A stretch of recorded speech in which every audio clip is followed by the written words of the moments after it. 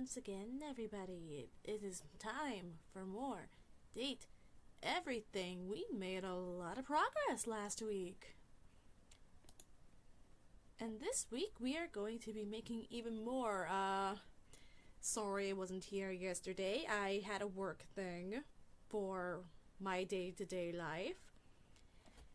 Because unlike the player character, I do not work from home.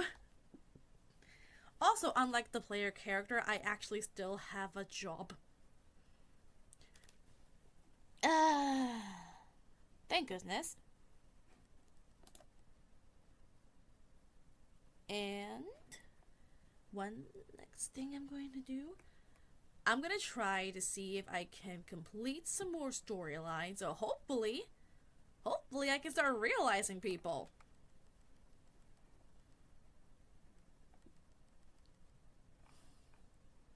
Let's do that then.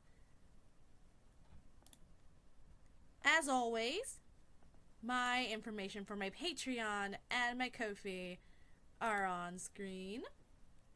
Search for Undead Blue Lesbians on Patreon. That is the Ask blog that I use to fund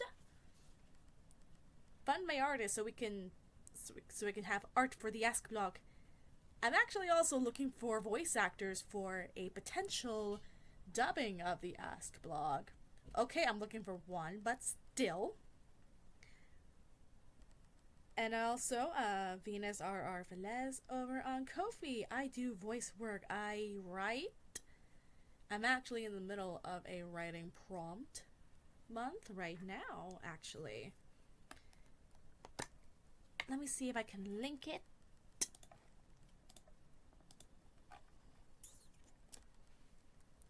I'm actually going to be linking the latest chapter of that.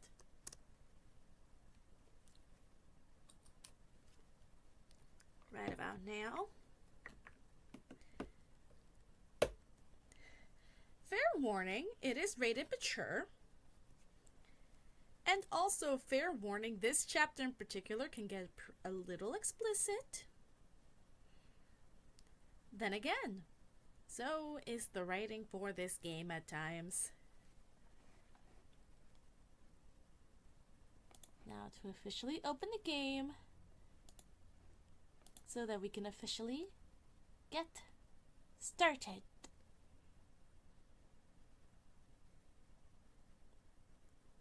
Come on, game, open up, please. Thank you.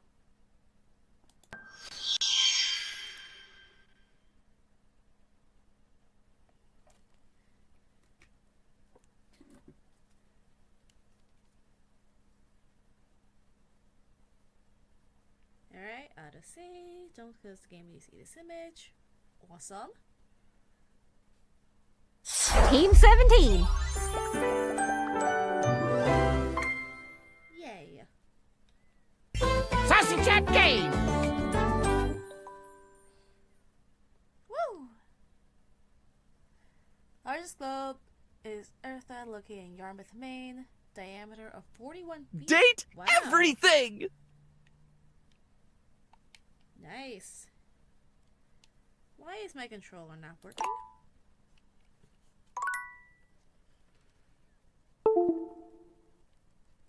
Trying to Spandrel.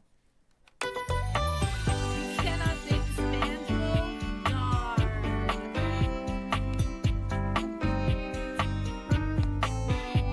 In a game where you can date crap, where you can date the literal concept of air, we cannot date the Spandrel.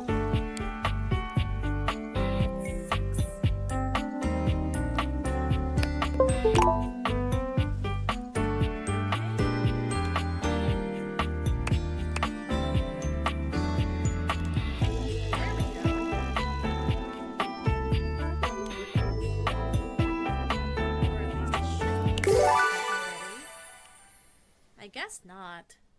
Here's if it fits multiple people, it's technically not a chair. Not with that attitude. Alright then. So, oh come on.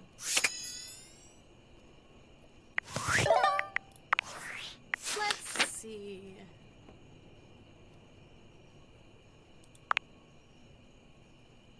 So let's see who we've romanced so far. We dated Skylar Specs.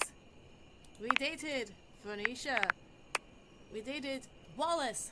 Or Wall. Wait, let's see. So that's our Specs, our Phone, our Wall, Hector, our Vents, Prissy, our Plants, Timmy, our Clock, Art, our Art, Bleh, English, River, our Water, Koa, our Couch, Dolly, our Dust Bunny, Tally, our television, Connie, our video game console, Keys, our piano, Parker, our our board games.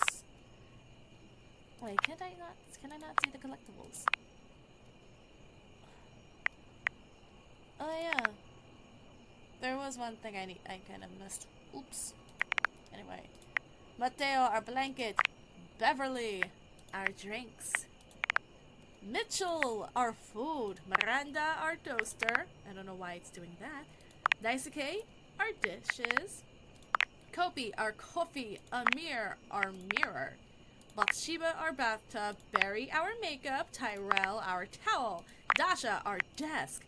Oh yes, we can definitely romance Abel the table now. Anyway, Jerry, our junk drawer, Willie, our work. Why are you not connected?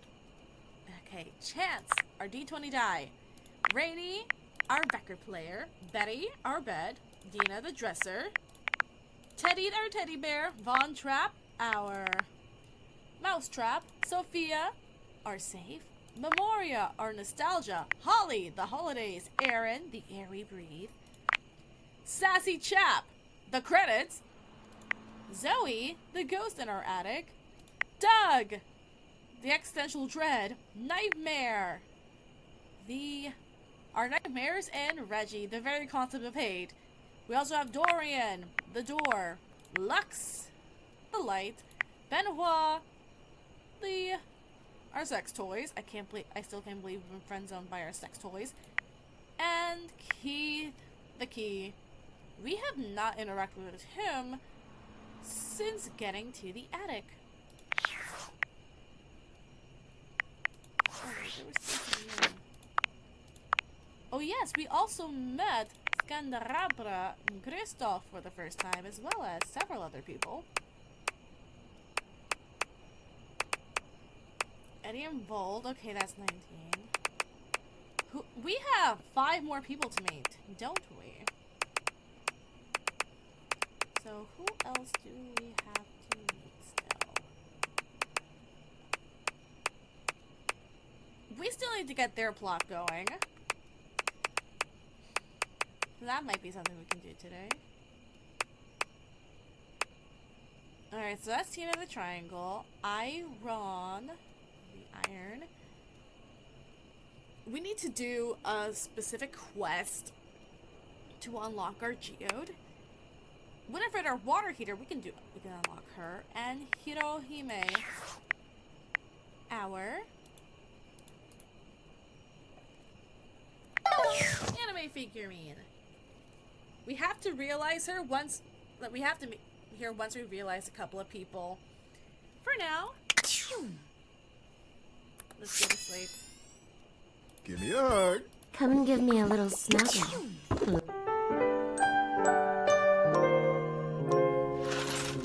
Aww.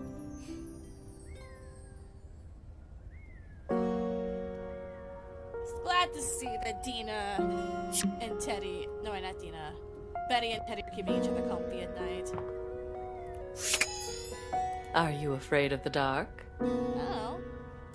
Oh yeah, she doesn't love me yet. Overworld love life. Aw. That's sweet. Overworld love life.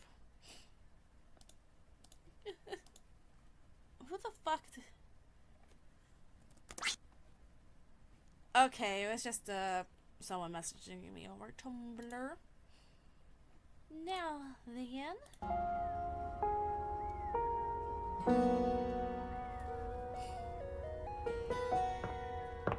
Oh yeah, something else I need to do. Romance ball. I need to talk to all of the doors. Ah, you've caught me at a strange time.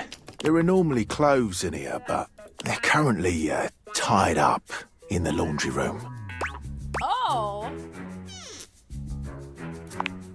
I have very little of interest to speak of otherwise. Okay, so Dirk is currently in the laundry room downstairs. We have not done our laundry in months. There's the towers. There's the triangle. Let's try to meet some of the people we can officially meet today. An angular beauty sits in contemplative silence, her head resting on one hand. She doesn't greet you even when you stand directly in front of her. In fact, she doesn't even look at you.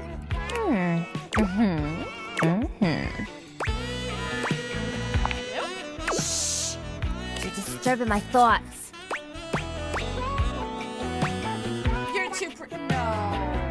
No, we're not gonna say that she's too pretty.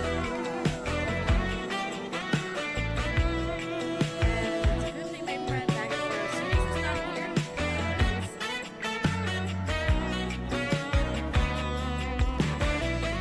Triangle reminds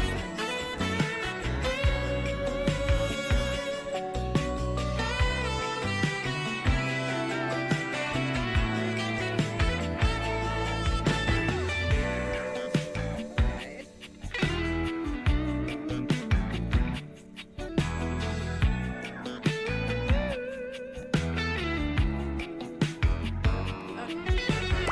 What's more in everything? God, you really can't just let me have a minute? Ugh. Well, that's it. My fantasy bubbles officially burst. Name's Tina. Tina Triangle.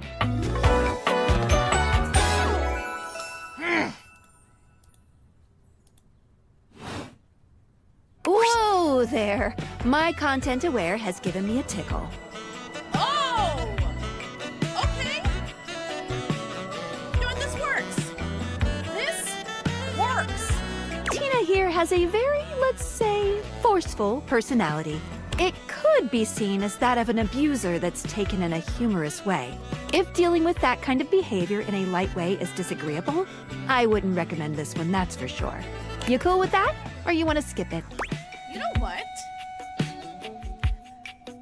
Having been in an abusive relationship myself, and to keep bag of groceries safe next time we call, let's skip Tina. No worries. Tina, come here a second.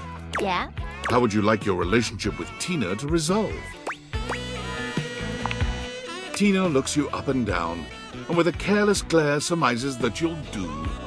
This is love. It's love.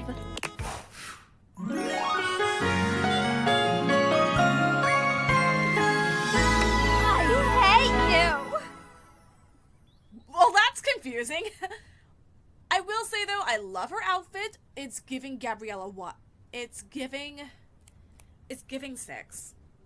It is giving the costume design of Six. Oh, I need to look up,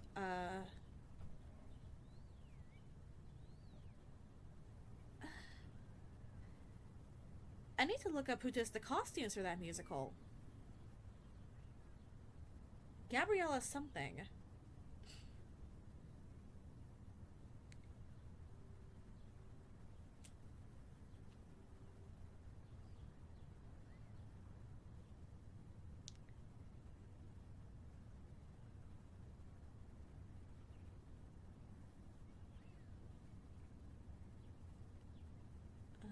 Let's just go.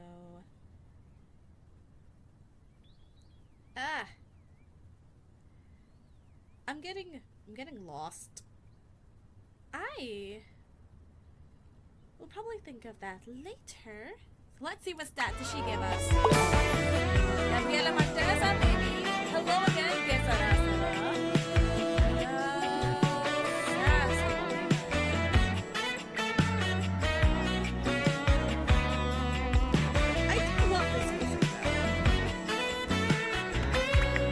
See ya out there on the next one.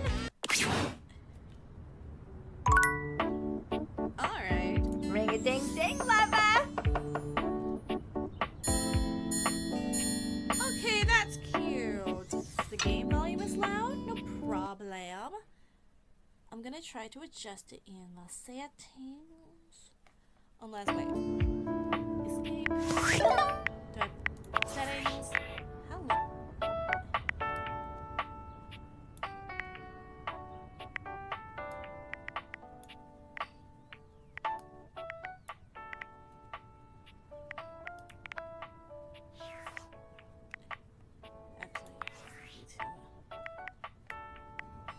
There we go.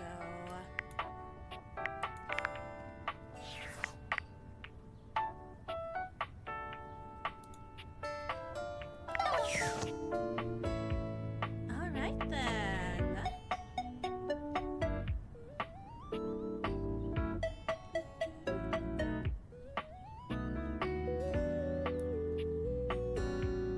Oh wait, I can probably look this up because I think it won the Tony for best costume design. Yes, Gabriella Slade. Gabriella Slade. Tina Triangle's costume is giving Gabriella Slade. Let's talk the lyrics next. Oh, good! You're here. I'm excited. I'm expressive. Everyone's ready to go to the zoo. Lauren High School Musical? No, we're talking about 6. Zoo! Forgive me, it has been a while. For some reason,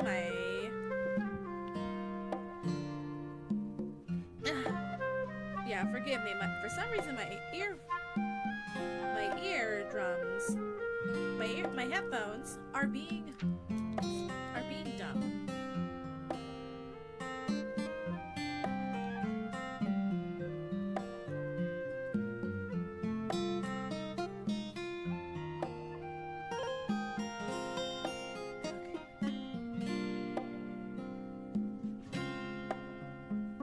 Okay. I know it says, let's see, I remember Bag of Groceries saying that I need to romance 3 people? 3 people, I think, in order to get their love ending.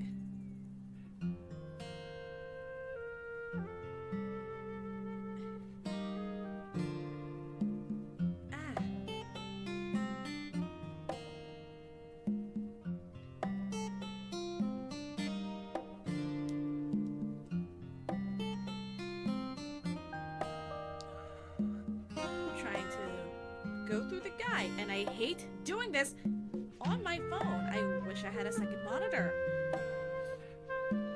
or at the very least a way to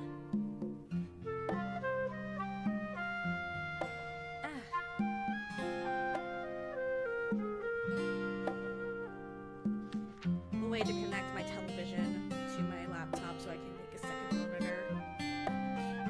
Okay. Oh yeah, I figured this one was it. I mean, Alt-Tab? Yeah, but I've been thinking. I could and here, I try, believe, is the best way to but then organize again, our my efforts. mouse cannot move past the screen. Even though I can see the chat room now. Darn. Okay. Best way to organize our efforts. Okay. Creativity is for naught without some solid logistics. I know how I'd like to start my book. I've got this fantastic detective character named Wen that I've been working on for a while, and he's going to be our hero.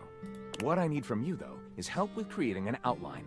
If you will, help me to create a framework. And then, once we have that, I will take it and go into my secret writer's cubby and create the entirety of the book, which I can absolutely do in a night. And believe you me, it will be perfection.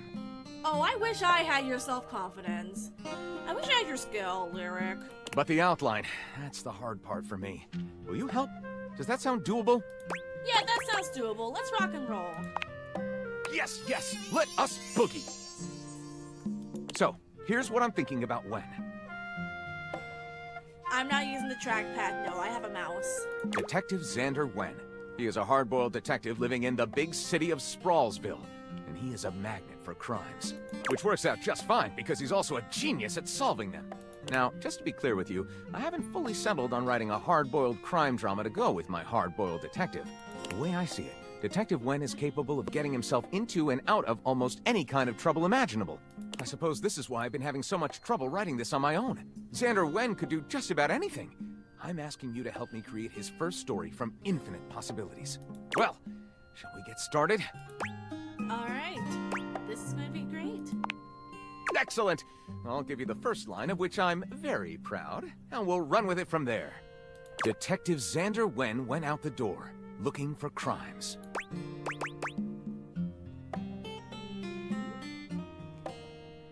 When a shirtless ranch hand named Hunky McCoy appeared. Apparently, Xander had inherited a breathtaking ranch in rural Montana, where Hunky worked as a muscular, virile ranch hand. And upon arriving at the Lusty Lasso Ranch, Xander was instantly entranced by the rural beauty and Hunky's broad, sculpted chest. Yeah, Lyric strikes me as somebody who loves a good yowie fic. As night fell, a glistening Hunky leaned close to the nape of Xander's neck, and with a voice smooth as silicon-based lube, whispered, Wanna ride my prize bull, Bighorn? It was the 8 little words Xander had been aching to hear. Breathing deep, he nervously bit his lip and nodded in anticipation. Gently, Hunky lay him down in a stack of dry hay, tenderly licking his throbbing elbow, when suddenly they were interrupted by...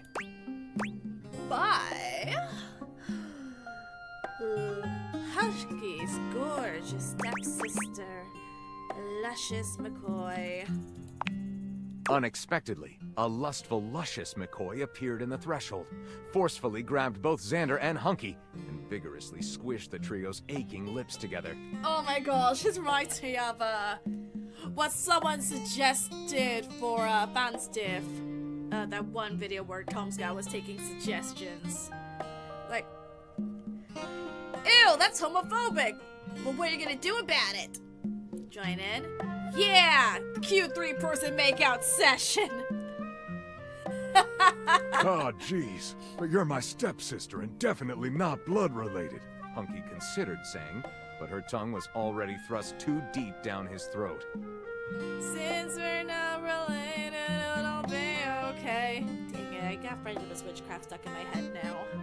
Moaning in pleasure and dripping in gluey saliva, Xander didn't even notice as... The entire staff of the Lusty Lasso Ranch joined in? I mean, if you're writing this for yourself, go right ahead, pull a fucking harem novel. What had begun as a run-of-the-mill country tryst had quickly escalated into a breathless, pulse-pounding orgy. And as wave after wave of pleasure rushed through Xander's quivering loins, he realized there was only one thing that would make this moment even better.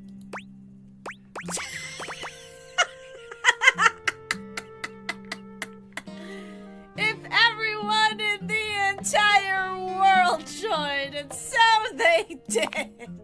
So concluded, without a doubt, the most erotic story ever written in the history of the world. Let's call it Oops, All Orgies. Oops, all Lyric orgies. looks at the story outline you've written and pronounces his true feelings. Looking at this, I think this is extremely horny. I'll write it up right away. Unless you think we could come up with something better? You know what? Let's go ahead with this one.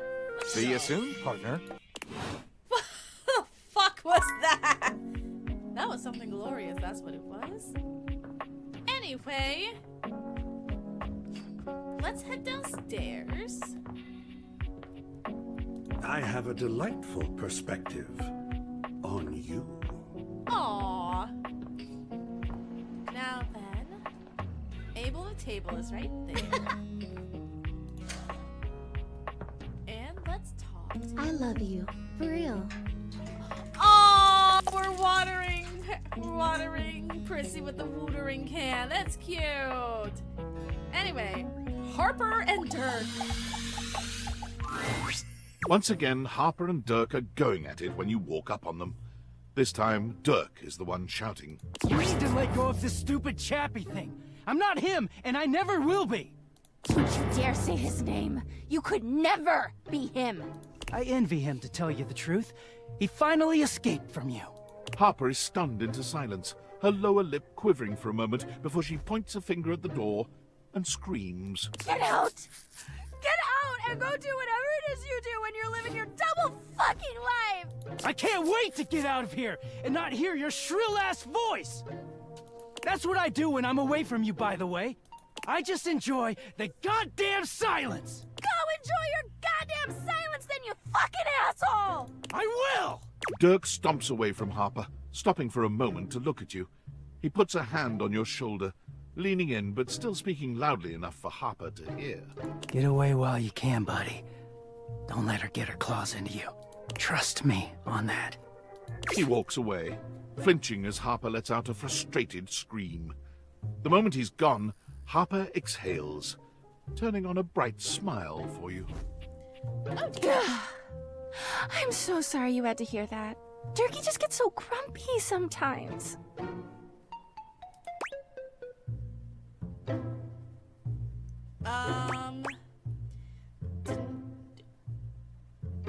Wait. For the love ending.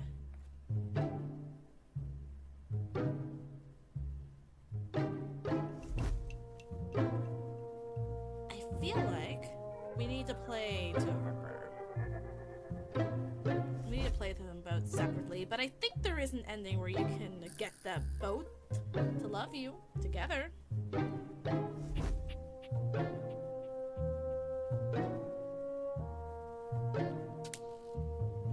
They're in the 70s, right? Yes. Yes, they are. Oh, and they're together. Let's go.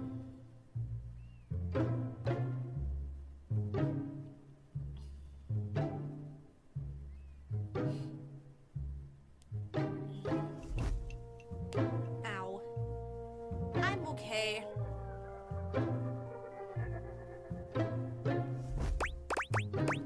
Should I just say you deserve better, girl? Or I've not yet seen him happy? Or didn't he ask you not to call him that? That's my gut reaction. But then again, we're trying to get the love ending for all of them.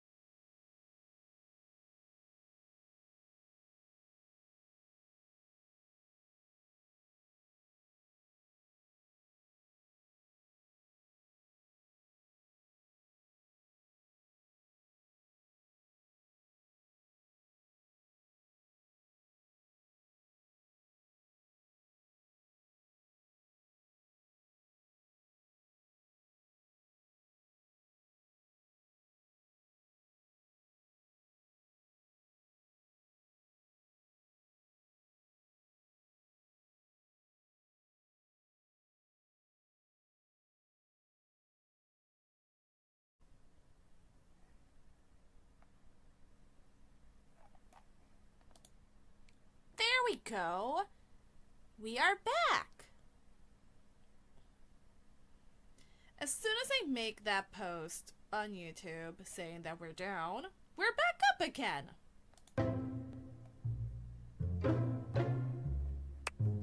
Harper grabs your hand, dragging you over to a quiet corner of the room, overturning a box to allow you to sit. She lies on the floor, as if she were at an actual therapist's office. It all started a few years ago. A lot of things come through this laundry room, you know? You forget a lot of stuff in your pockets, sometimes you find it, sometimes you don't. And this time, you'd forgotten chapstick in your pocket. God, what a stick of chapstick he was. His name was Chappie, and he had the softest lips you can imagine. We spent weeks together. It was a real whirlwind romance. He started talking engagement towards the end, hoping maybe you'd forget a ring-shaped object in your pocket one of these days. Yeah, I was looking for that chapstick for ages. Well, you found him again later. But I'm jumping ahead. Chappie had crawled back into the pocket of one of your pants. He liked the dark. It made him feel safe. Harper sniffles, growing silent for a moment. When she speaks, her voice is filled with emotion. And then you washed him. Oh, no. Washford and Drysdale brought him back to me. I'll never forget it. He was melted. She lets out a sob. He wasn't the same after that. I tried to keep things going. Harper turns to you, sadness and anger in her eyes. But you threw him away! I'm sorry. Yeah, I'm sorry. It's too late now. But thanks.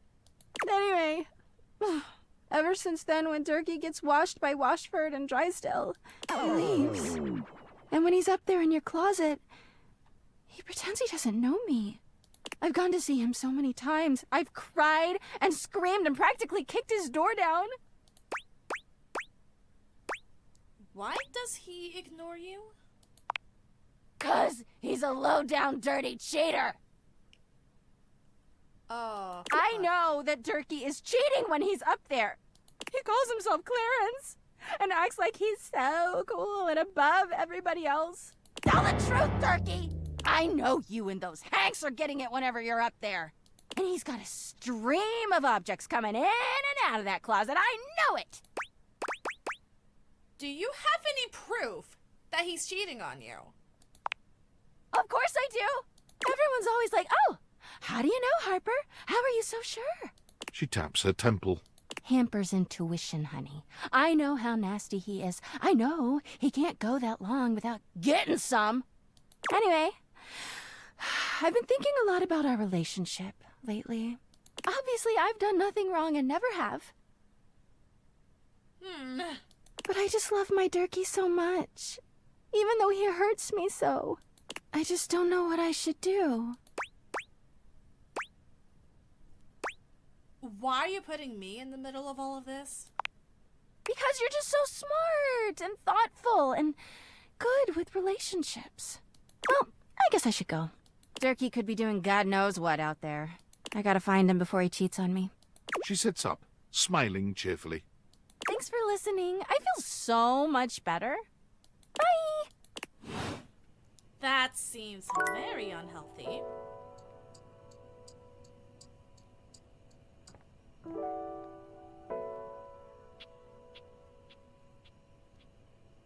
know, let's see.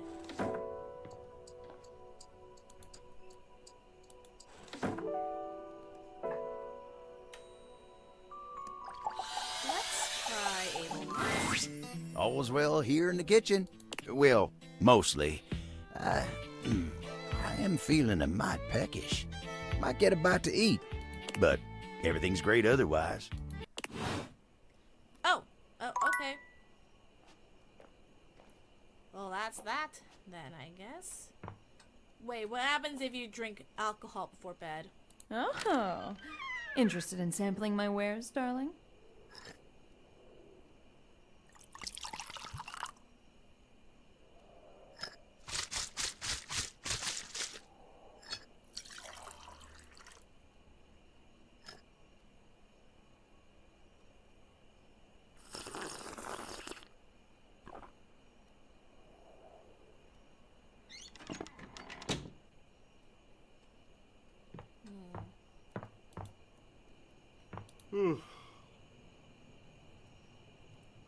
Doug's tired. Let's let him sleep.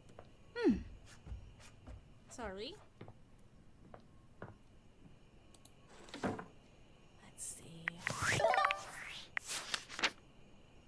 What's new?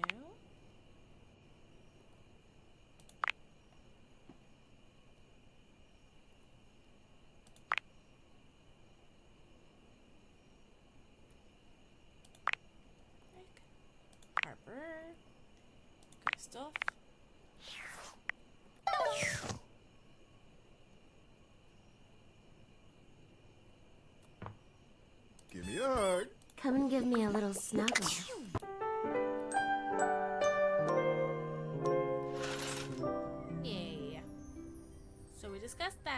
closet.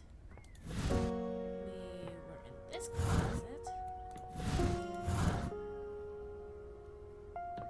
Let's see. Oop, we did the gym.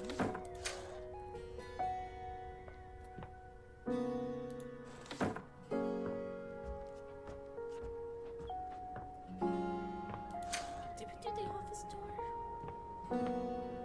I don't think we did this one.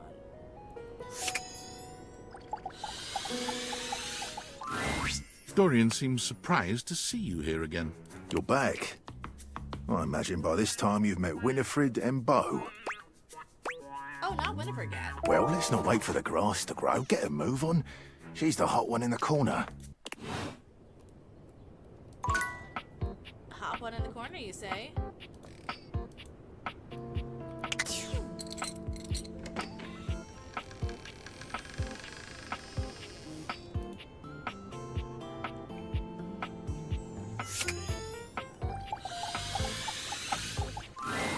Normally you try to avoid dealing with your water heater.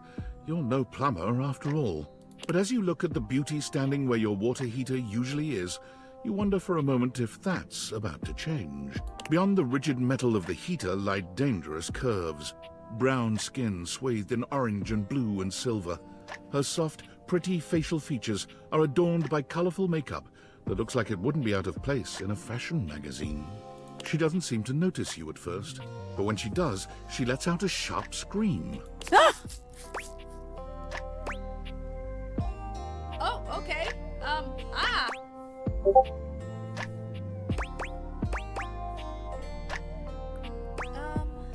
do I react? How do I respond? I'm sorry.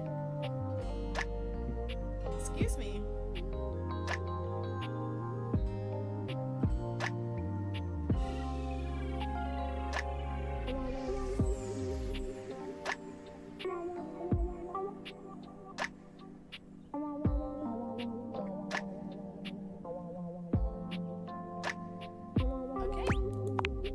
Bubbling boiler rooms. You scared the living. It takes her a moment to calm herself down.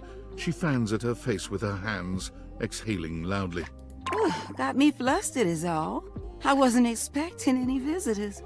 Last folks who lived here only came down when the pilot light was out, which wasn't often. See, I'm made of the good stuff. Southern made and made to last. Oh, you look like you are quality. Your eyes don't lie to you. I'll tell you that much. Here I am just talking and you don't even know my name. I'm Winifred. Nice to meet you. How you doing, sweetheart?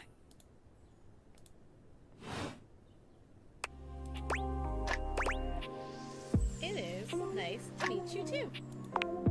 It's a pleasure. I'm not sure how much more talking I can do right now. I got work to take care of. What do you do?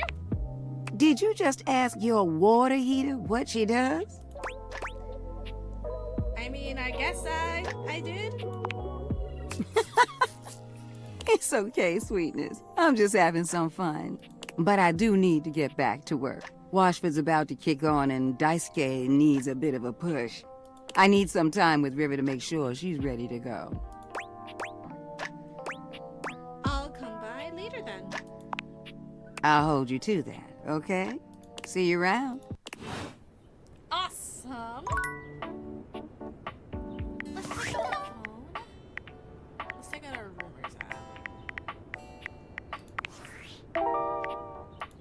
Geo to Joy.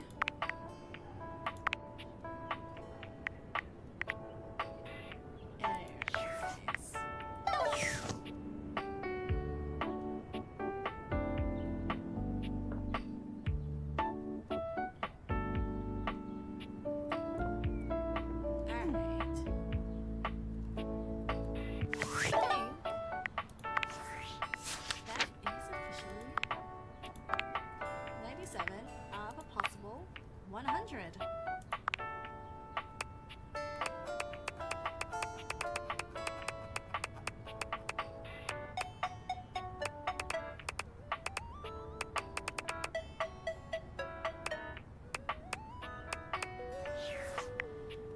The only one that I can need is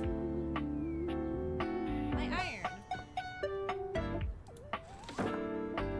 Where are they? It's not shower. I need to go back to Johnny's quest at some point.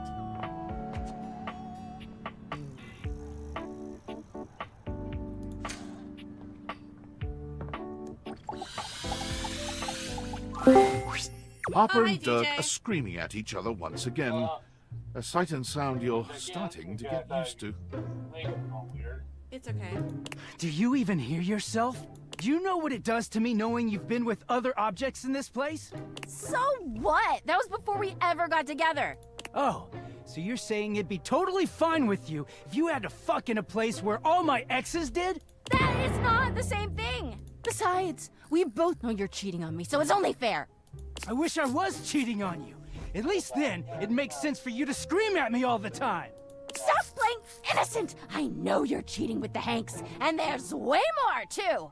I'm not, but hey, maybe I'll start! Those guys all have one brain cell to share between them, and they're still smarter than you! Yeah, I have to be stupid to be with a loser like you! You can't even see when you're insulting yourself, you bird-brained bamboo bozo! Ah, maybe I'll just get with the Hanks, too. See how you like it. I'd love that! I could get a little peace for once! Harper lets out a scream, her hands clenched into fists. She looks as if she wants to say something, but her face crumples into a sob. And Dirk slams his fist against the wall, seething in silence. Are you okay? Not really.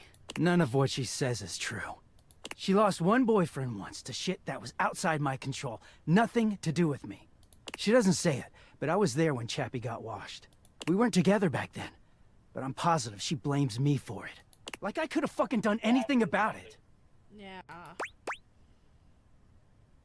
You sound like you could use a good listener right about now. I could, yeah. Dirk leans against the wall, folding his arms over his chest. I wish those two happiness and whatever, but I knew it wasn't gonna last forever. Being called away every 5 seconds when trying to do it is getting a little frustrating. That's alright. Nothing that goes through Harper stays with her. Eventually you come along and take things back to their rightful place. In the middle of it doesn't totally catch it up. Now let's just play the game. Or they go through the laundry, and with the exception of Monique, most never come back. But no, she acted like they were so in love and just built to last. Okay.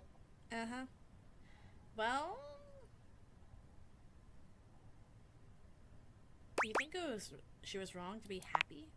It's not wrong to be happy, but it is wrong to keep talking about your ex to your current partner. I was scared. Oh, Sorry. I am playing Date Everything. I forgot to screen share because there was no one in call. Let's see. Now just hush.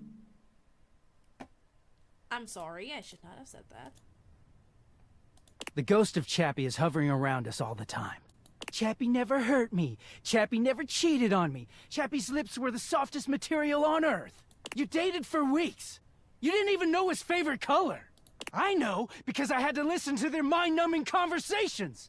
You know Chappie wasn't even his real name? His name was Chapsworth L. Stick.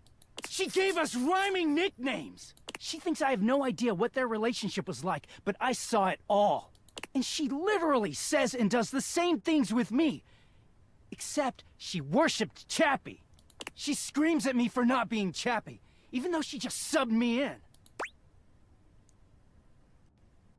Wow. That's a fucking ton of lot. Is she or her when you're clean? Yeah, it is. Getting washed is the only way I can get away from Harper. And when I'm away, I just feel clear-headed. I always take her back because I don't know how to quit her. When I'm, you know, like this. She starts in on all that dirty shit. I don't know, I just don't have it in me to make her sad. Then things are good for a while, so good. Then I look at her wrong, or say the wrong thing, and she goes off on me. It's like she's just waiting for me to fuck up so she can unleash. This stuff with the Hanks, they're not even my type. I don't know where she gets it from.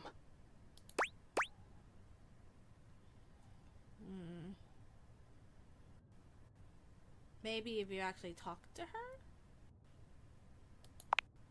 I do. She just shouts over me. Dirk looks thoughtful, gazing out at something you can't see. I think it started with my mom, you know?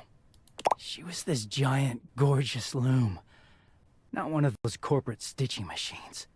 She smelled like cherry wood. Expansive, open, and free. If there's one reason I have quality seams, it's because of her. She sounds lovely. She was. But free spirits aren't always great parents. Like, okay, I believe she loved me at the time. She was always very tender with me. But she never gave me anything but tenderness. No lessons, no guidance, no discipline. I think she was terrified to be anything but my friend. I think this might be the reason I don't want kids. I feel like I probably would just be together all the time. No guidance, no discipline, no lessons, no nothing. I'm terrified of being an abuser.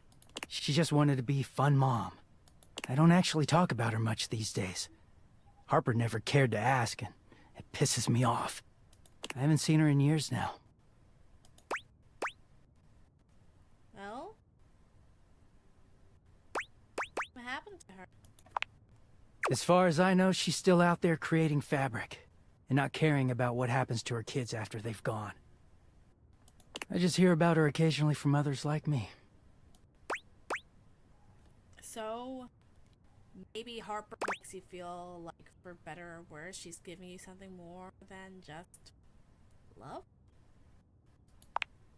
It all makes sense, doesn't it? Harper hurts me, but there's way more to her love than just tepid, safe support.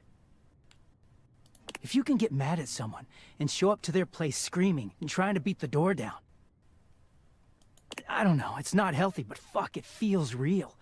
There's a stake in that relationship. I don't think Mom would ever have gone to all that trouble for me. He sighs, pushing back away from the wall. Talking to you has definitely made me think about some things. Like what? I'm gonna go. Thanks for listening. Okay.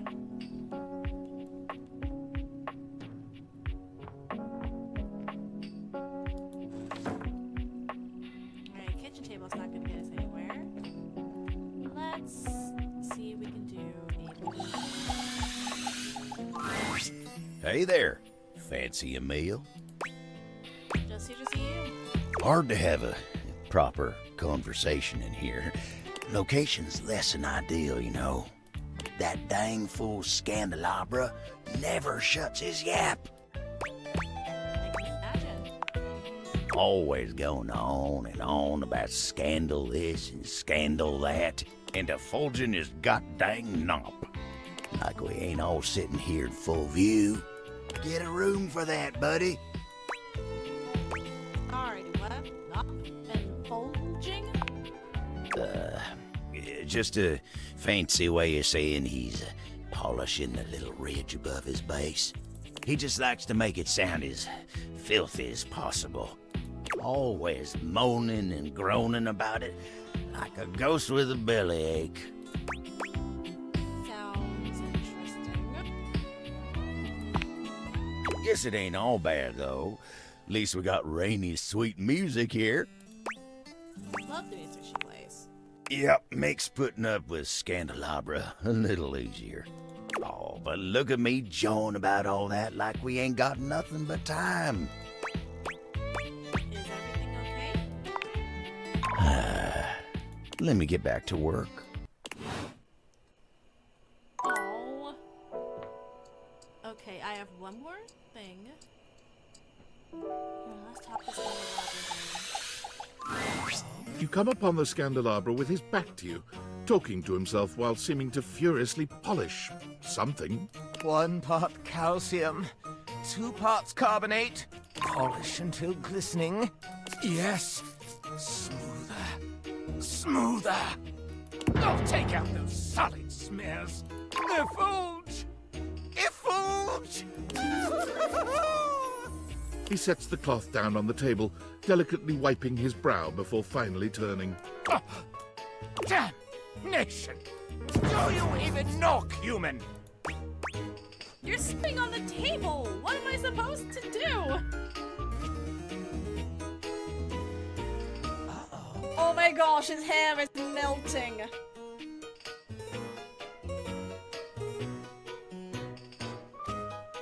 Oh, his hair is melting, I love it.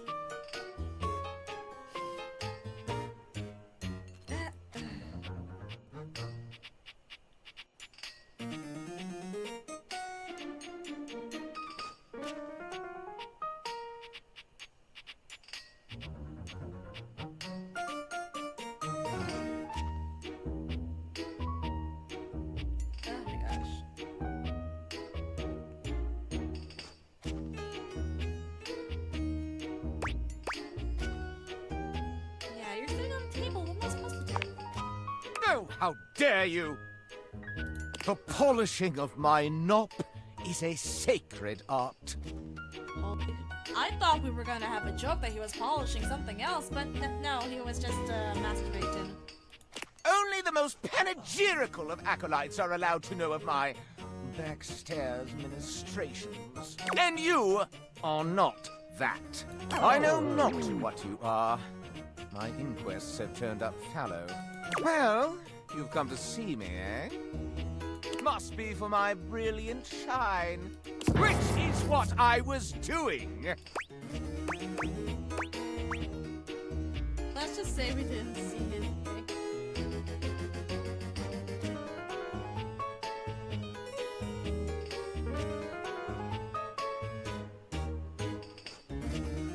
Ah! I hate this frickin'. I hate the OC Farm level.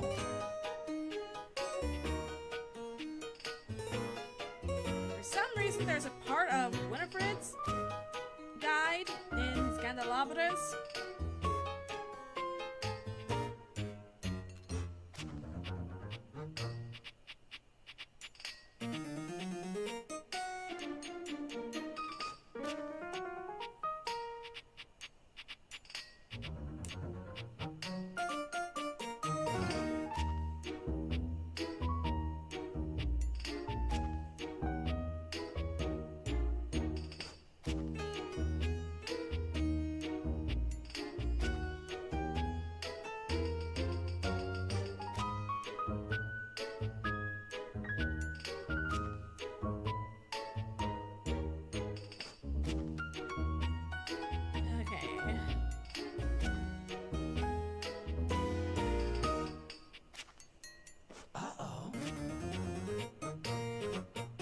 Oh, I need to do more for Maggie's storyline, it looks like. I am made of the purest silver. Born in a small chandler's hut in the Swiss village of Saint-Martin, I have traveled transatlantically to this abode, where I preside over the rest of the objet. I require a great deal of polishing and care, which you do not do. So I'm forced to self-lubricate.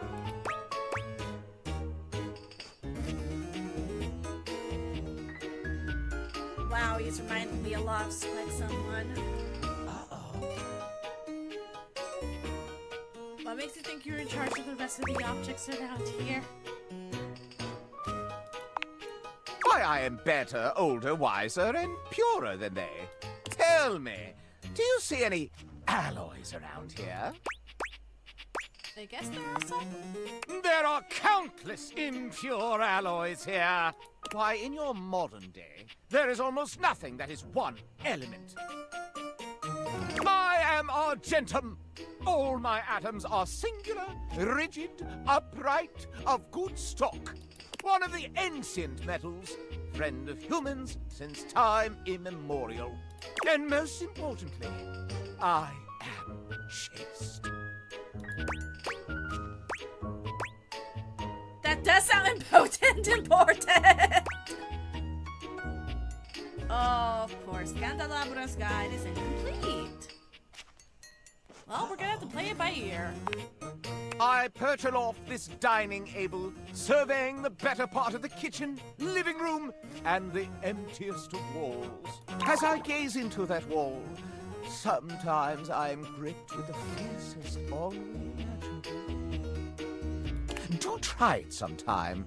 It's rather addictive. These other objets, these rottish roustabouts, love each other in ways you cannot imagine. Tell me how. These things proliferate like the dust bunnies neath the Davenport. Mass-produced, your shuttle creep and crawl through each room, seeking ardor amongst the appliances. Hear them, smell their love. And I rise above it, like an angel over vermin. Though I do enjoy hearing about it, mistake me not. But to dip my own sconce into the tumescent tumult? Never. Having told you my story, I must away. Regards, S. Well, that's something. I just realized I never did anything regarding Maggie's quest.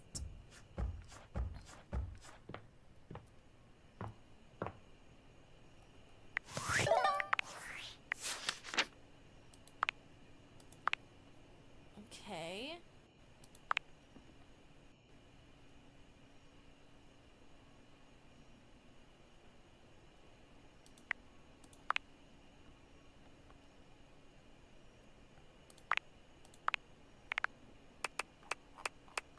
Okay, where is Dirk? He is down here in the note.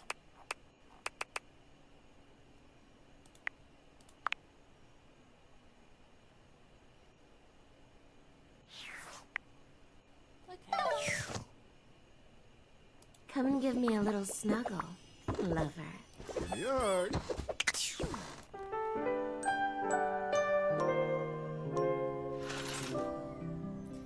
This is a nice little ritual. Bedroom door. I don't think I met the bedroom door yet. Wait, what's that? Oh wait, no, that's just part of the wall. No, wait, no! That's Eddie involved. Okay. I feel a sort of pride being here, you know. How come? I see you pass by here more than any other place in the house. When I'm at the front door, I do tend to wear my most impressive regalia. But this specific spot is where I carry out the most important duties. Thanks for that. It is an honor. Yeah.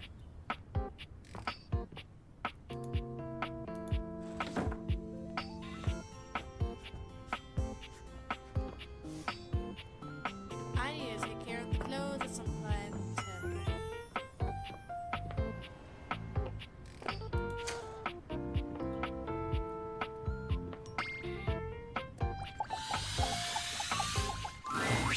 Harper and Dirk are, once again, arguing loudly.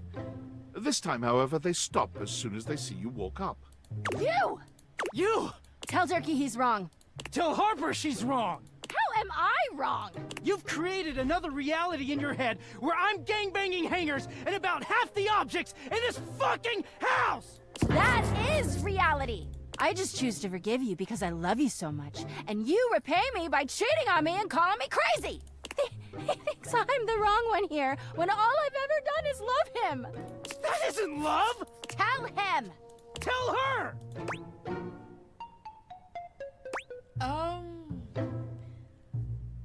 I want to tell them both that they're both very much wrong.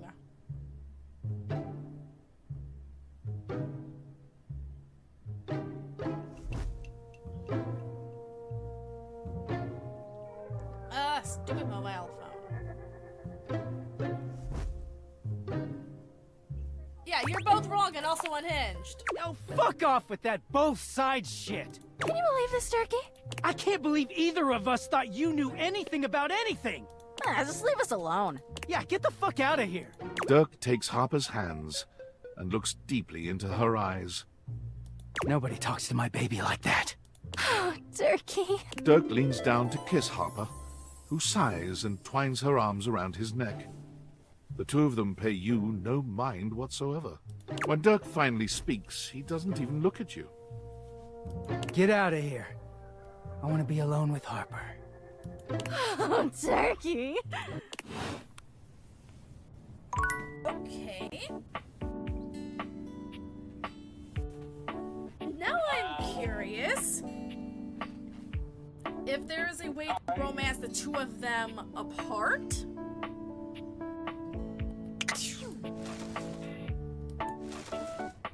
I can't do laundry.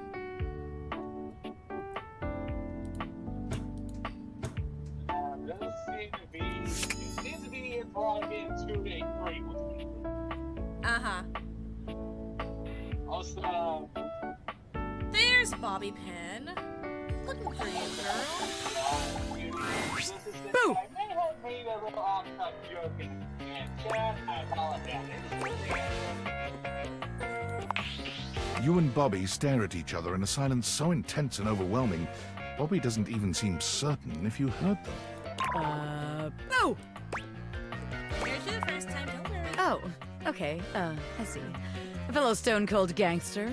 I got you. Welcome, recruit, to the future location of the heart of the Pin Crime Syndicate. Bobby gestures expansively to the laundry room. Just look at all the opportunities here. Yes. I think we should say, tell me more, boss. Oh yeah, I like the sound of that, boss. So check it out. I call this one Sud Scam. You go out around the house, spilling stuff all over the place. You know, by accident. Wink, wink, wonk. They wink at you 4 times in a row, huge and exaggerated. When they're like, oh man, what do I do? My clothes are ruined. You tell them you got just the person for them. And you send them to me. You wash their clothes. And while that's going on, I go through their pockets. Next thing you know, we're rolling in the dough. Ooh, okay.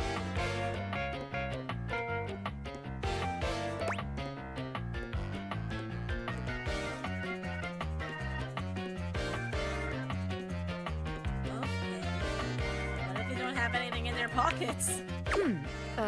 Yeah. I guess we aren't all mega-rich gangsters like myself walking around with fat sacks in our pockets. So maybe there is just one tiny flaw. All right. Let's see how this one strikes you. I call this one the old switcheroo. People bring us their laundry. We take that laundry and sell it online. Then we replace it with cheaper pieces that fell off the back of the truck. When they say, hey, that's on my clothes, we're like, yeah, it is. I look at you and I'm like, that's what you brought me, right? And you go, yeah, boss, that was it. And we just stare at the customer until they leave. How about it? I'm not sure we're going to get much money for any clothes in this house. Huh. I guess we ain't exactly living in some vintage fashion house. Guess that is kind of a flaw. Okay, so maybe that one wouldn't work. But there's gotta be something good here with stealing clothes. After all, that's where people keep their valuables. Like Chappie. A red-haired laundry hamper explodes into your midst, all rage and indignation. She points at Bobby with a trembling hand. Stealing clothes? Ah! What the hell? I won't let you take anyone else! Never again, you hear me? Calm down, you harebrained harpy! I'm just spitballing ideas here. She points at you now. Take your kidnapper friend and get out of here before I toss you out myself! Well, we did just, get Harper and Dirk back together, I guess.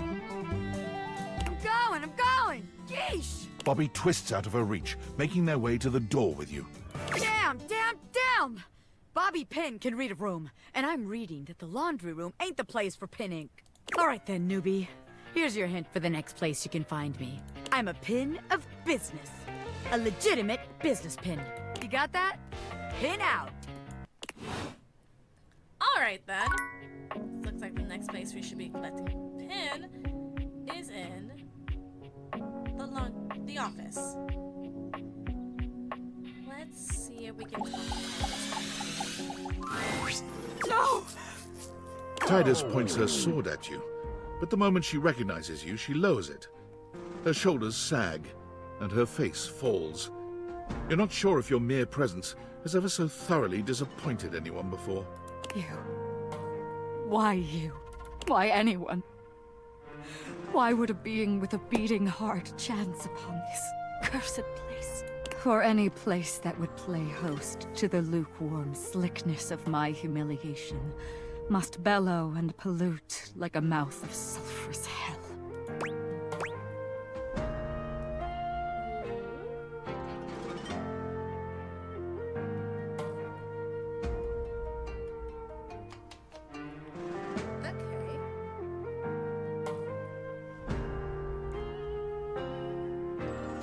Ow! I'm okay.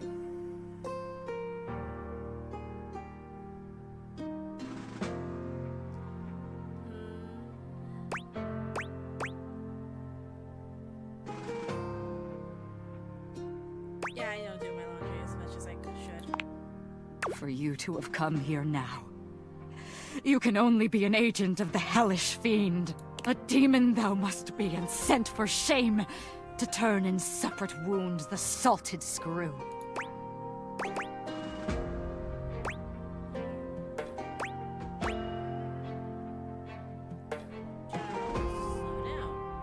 I'm not your enemy. Just what an enemy would say.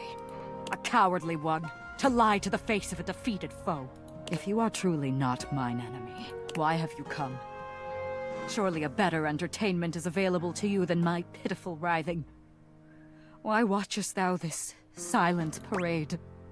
Tidus, I bought you because you are the best. Actually, I want to help you. I win when you win. Our fortunes in your estimation are thus linked. Here I have believed that atop this shelf I stand in pride.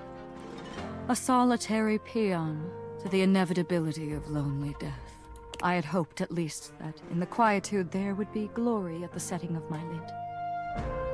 But you show a changed image to mine eyes. Do you mean, you speak as though we are a team? We are a team. Could you mean, and the mere mention is an arrow in the dark field of my battle-wearied consciousness, that I am not commanding in isolation? Comradeship. As arm in arm we march. Not alone, but linked in faith and purpose. Lights the hollow of an emptied heart. The way to victory clean and undiminished. Of course. I am the general, but you, the purchaser. The arbiter of deployment and even of the field of engagement. Commandant. It would be folly. It has been folly to call you less so. From my attrition may you grant me pause. A bending fresh to action's ta'en and haste is needed. I cannot speak more now. If my commandant thou art, I beg thy patience as I recompose. It shall be my honor to receive thy counsel and thy society when I have reformed. Okay.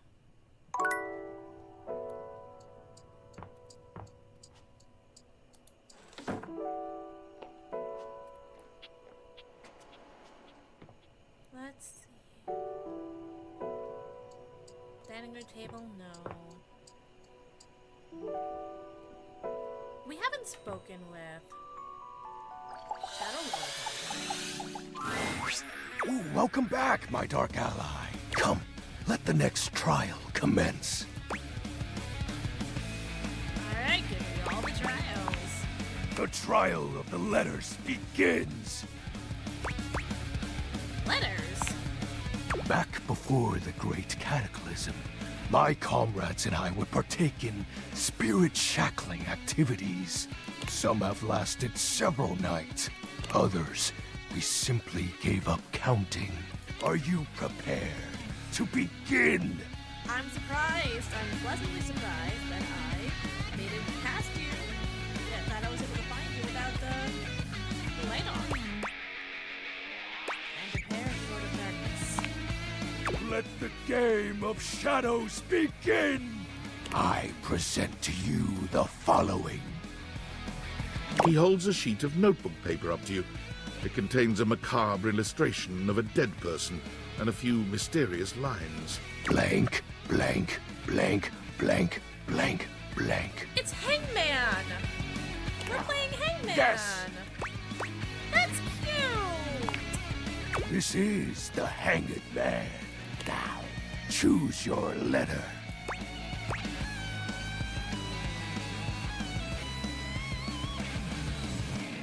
I bet it's Shadow. The answer is Shadow.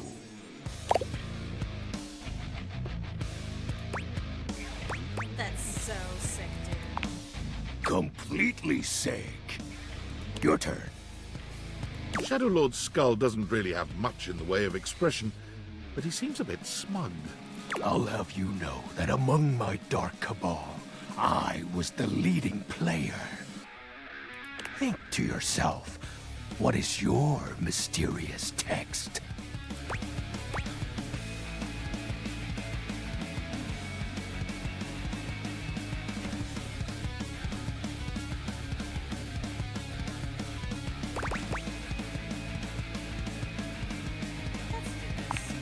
Eight letters, my favorite.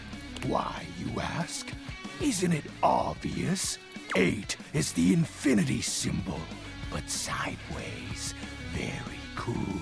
I mean, I guess it is. It's like that one line in the Schoolhouse Rock 8 number. Turn 8 on its side with the symbol meaning infinity. It's obviously darkness. Aw, man! I appreciate you staying relevant to our practices, Penumbra. Ah, that was entertaining. It's been eons since I've played the Hanged Man. Last time, I engaged in a mighty face-off with Lunar Knight that lasted until sunrise. Oh, it was legendary. Wait a minute, were you dating the moon? He was dating the moon. An old comrade from before the Great Cataclysm. Were you too close? He was a former shade of mine, if you get what I mean. Oh my god, his boyfriend turned into the moon! That's rough, buddy. Our conversations gathered more shadows than any other Void Dweller. The Lord of Shadows and his loyal knight. Us two were perceived as an eternal pair. What happened? The Great Cataclysm. Great cataclysm. Very well. I suppose a proper explanation is owed. Tell me, Penumbra, what do you presume to be a power more fearsome than darkness?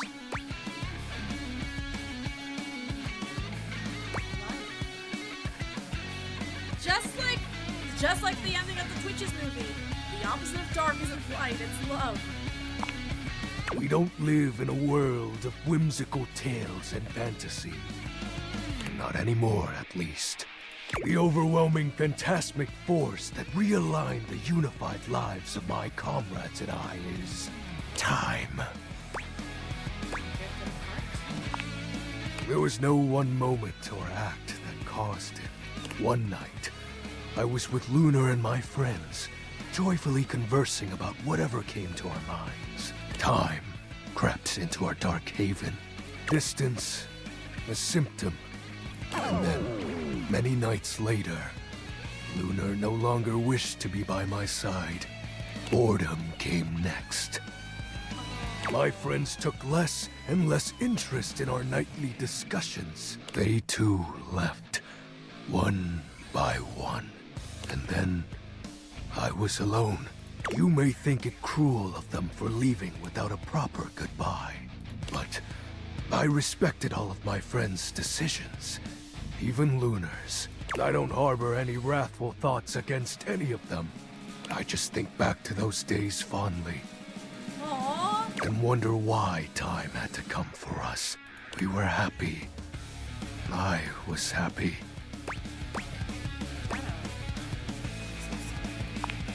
Oh, shed not a tear for me, Penumbra.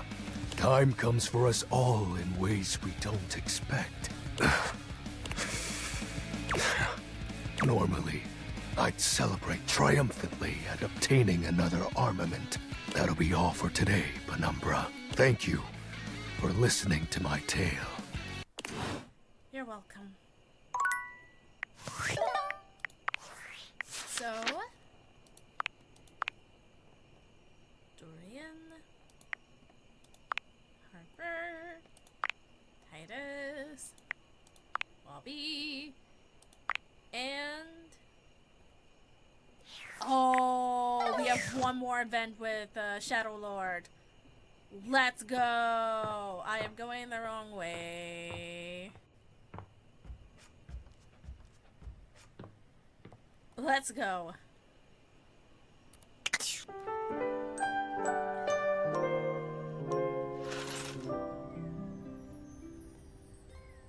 Okay.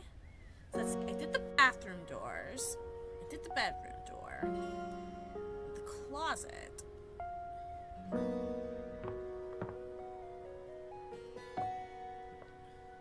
I did this door.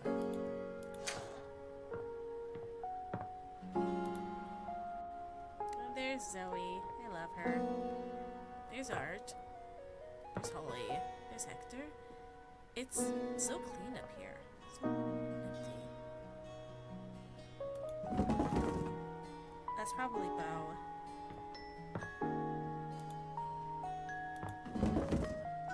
There's Sophia.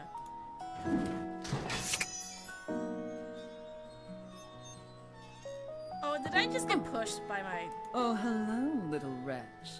Come to unlock some more fantasies. Oh, hello, little wretch. Come to unlock some more fantasies.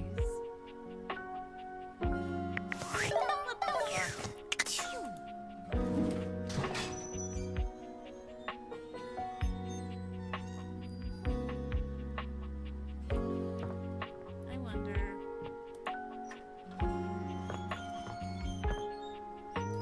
Yeah, I do gotta talk to Monique at some point.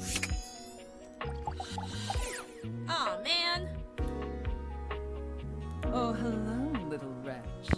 Come to unlock some more fantasies.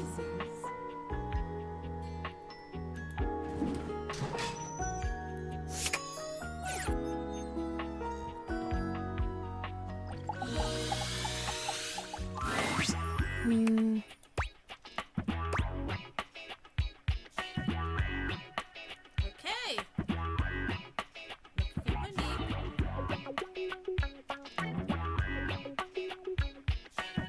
Look for Monique. Alright. Hi.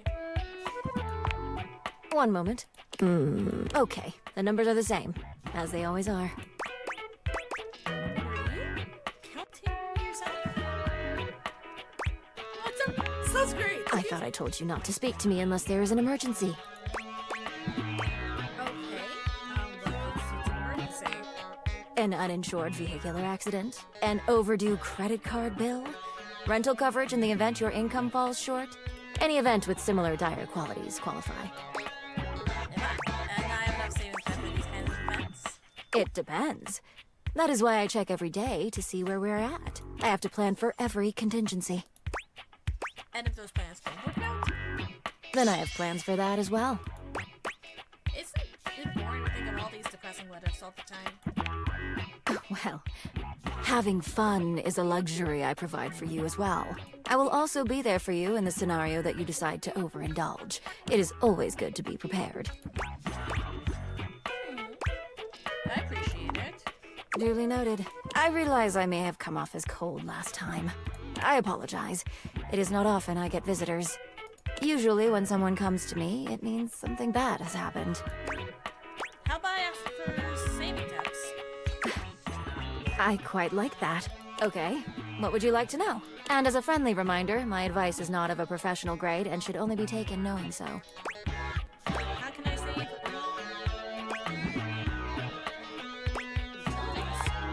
That is quite simple. Start by turning off appliances when you aren't using them. Also, consider using less water by reducing your shower time. Oh, and shutting off the lights to rooms you're not using.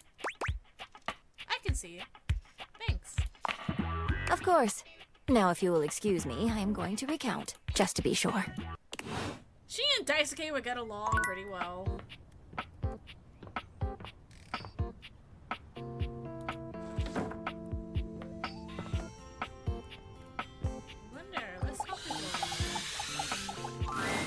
Like a bouncer finally granting you entry to the most exclusive club, Dorian finally steps aside to allow you in. Welcome to the attic. There are an awful lot of weirdos in this particular room. Tell me about the weirdos! There's the plastic plant who wants to be real, a ventilation system who doesn't want to be seen, and all your memories. Well, all of our memories were up here. Now she's scattered around the house. Prissy is a dear, a true delight. Don't I know it? You can find her by the window trying to gain some sunlight. Pity that won't work. Oh. What can I do for you? Tell me about the ventilation system? Hector Valentino Ernesto Condicionado. He's a shy one. He resides up here, but you can find him through the grates all round the house. If you wish to get on his good side, I'd recommend the grates first. What can I do for you? Let's talk. Lady Memoria reigns over all of us up here. A very capable ruler. I would think of her as a despot, if only for the fact that she wants to be gone from here immediately. Try to get her out of this place, would you? Already done. What can I do for you? Enjoy the nutters. What I needed. Okay, I think that was... Was that the last door I needed? Might have been. Let's talk to you. Hey there, partner. Nice of you to drop by this place. It's real easy to overlook a coffee table, you know. Coffee tables got to play host to all kinds of beverages and snacks while the main event's going on. Ain't nobody interested in you, as long as you're getting the job done. And speaking of the main event, I'm more of a radio guy myself, but I've been real into this show lately.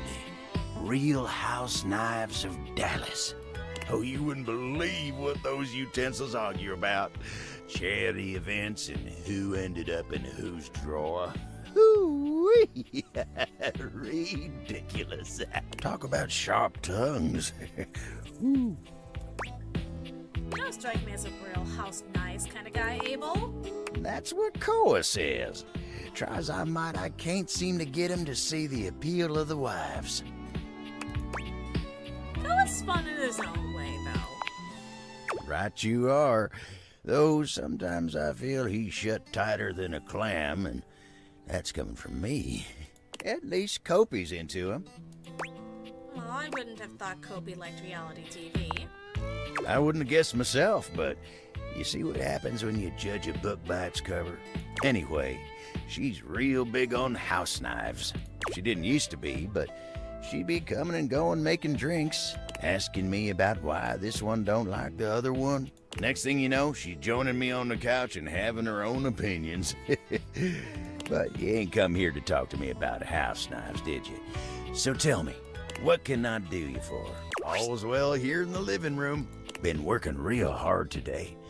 Think I might take 5 and go get some coffee with Koa. Oh. Well, that was nice, I guess. Ooh. I think we have one last event with Shadow Lord. Let's go. There's a strange heaviness to Shadow Lord today. He's not his usual dark, cheery self. Dark tidings, Penumbra. The news I carry may be troubling to you. What is it? I have found the final armament piece. Okay.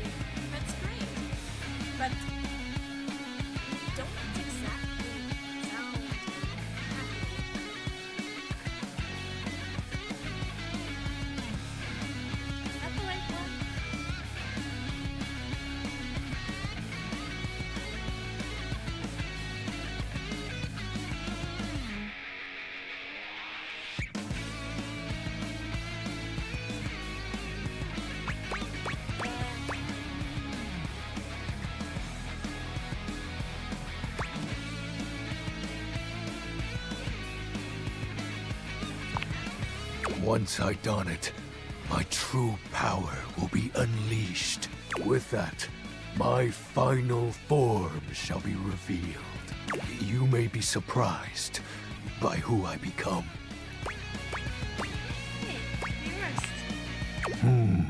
Shadow Lord bows his head, falling silent for a few moments before he begins his incantation.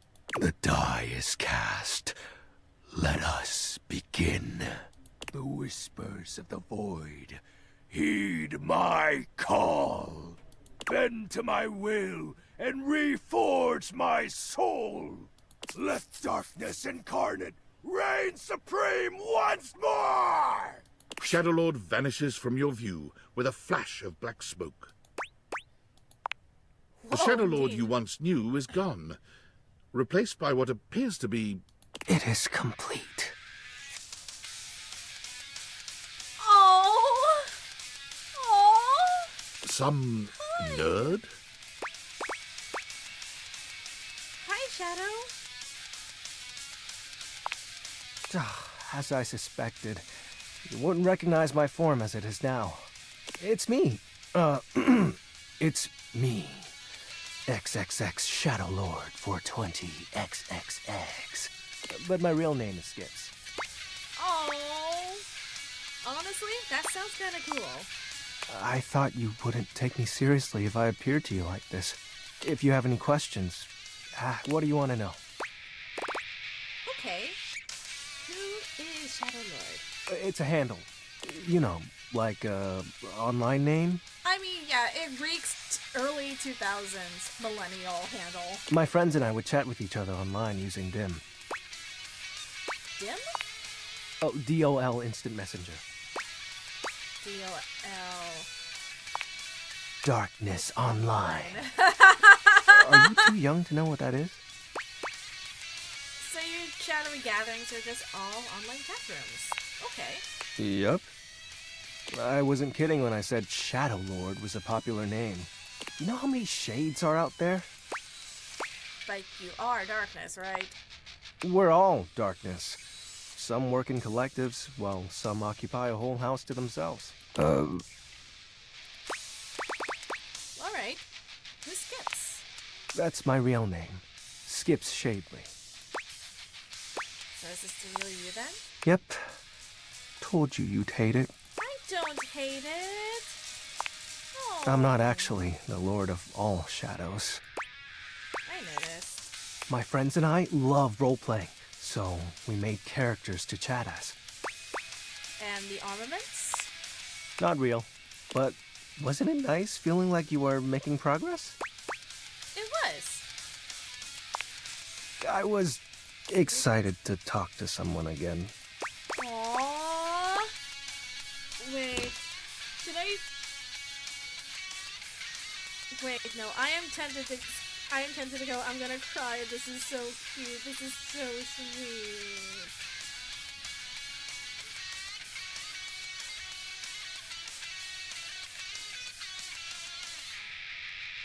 Aww.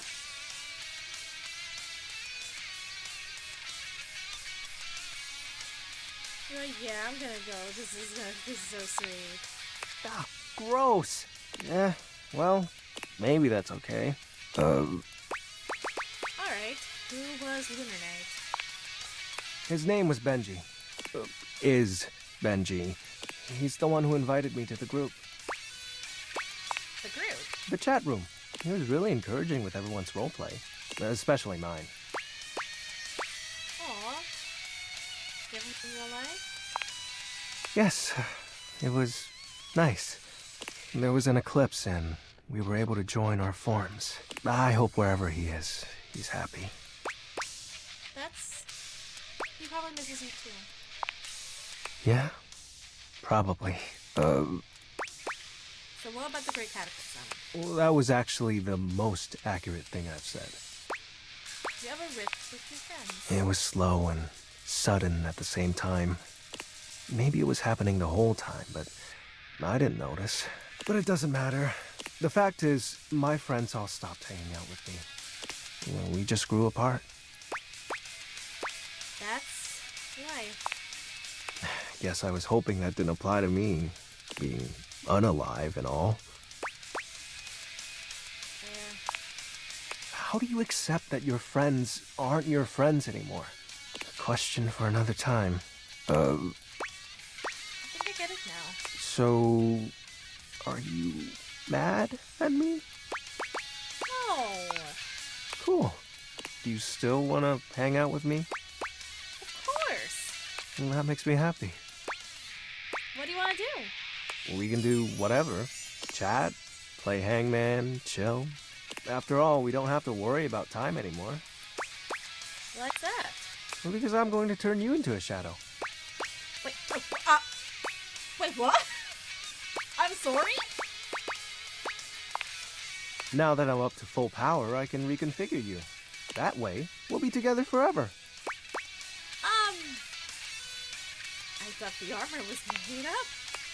Yeah, but the powers of darkness are very real. Now, become untethered and enter the void. I don't think we can be like this. It'll be fine. You're not like the others. You won't leave me like they did. Like Benji did. And we'll be together forever. Trust me.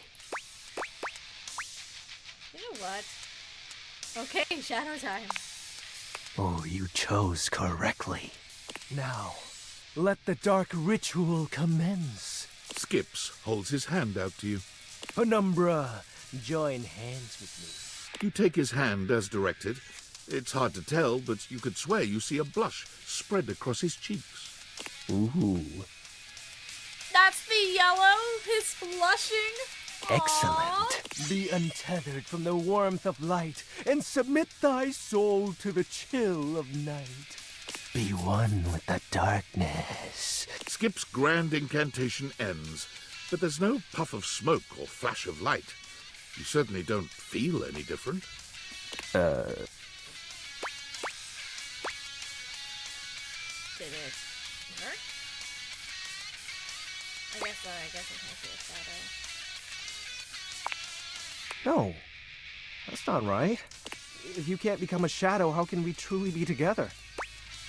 Skips. It's fine. For you, it is. You have so many other friends to talk to. I only have you.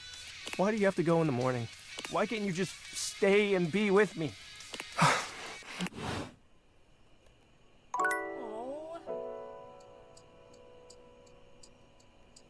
Okay. Turns out we have one more event with Skips after all. I feel bad.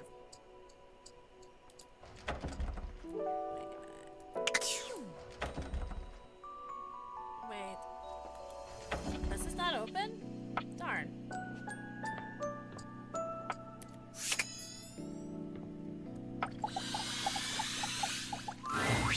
There's no yelling when you enter the laundry room today, but the tension is the thickest it's ever been. Harper and Dirk stand facing away from each other, neither speaking to the other. They perk up when they see you. It seems your little discussion the other day hasn't affected your relationship with them. No matter what I say, no matter what I do, I can't get Durkee to see how much he hurts me. Harper will never evaluate her behavior, ever. So, we need an outsider's perspective. You're good with this stuff, right? Just tell us what to do. I'm at my fucking wit's end. I'll take it. I just feel paralyzed when I think of leaving or staying. I don't want Durkee to leave ever, but I don't know how to make him understand my feelings. Please, just tell us what to do. I'm over this.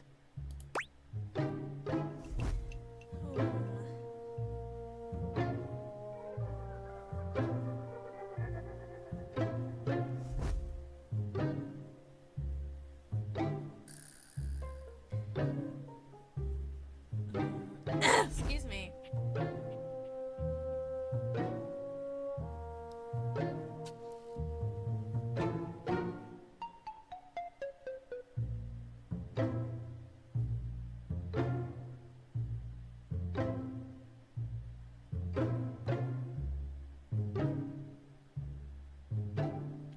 I'm not entirely sure what to do.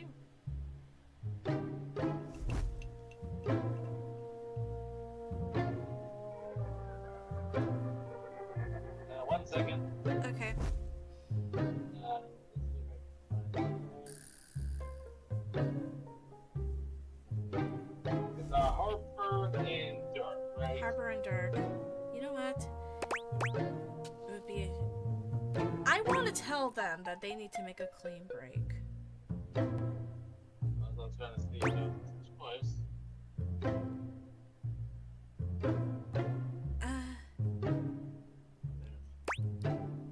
But yeah, let's. Movie seems to way beautiful relationship. They're going to this. Hang on.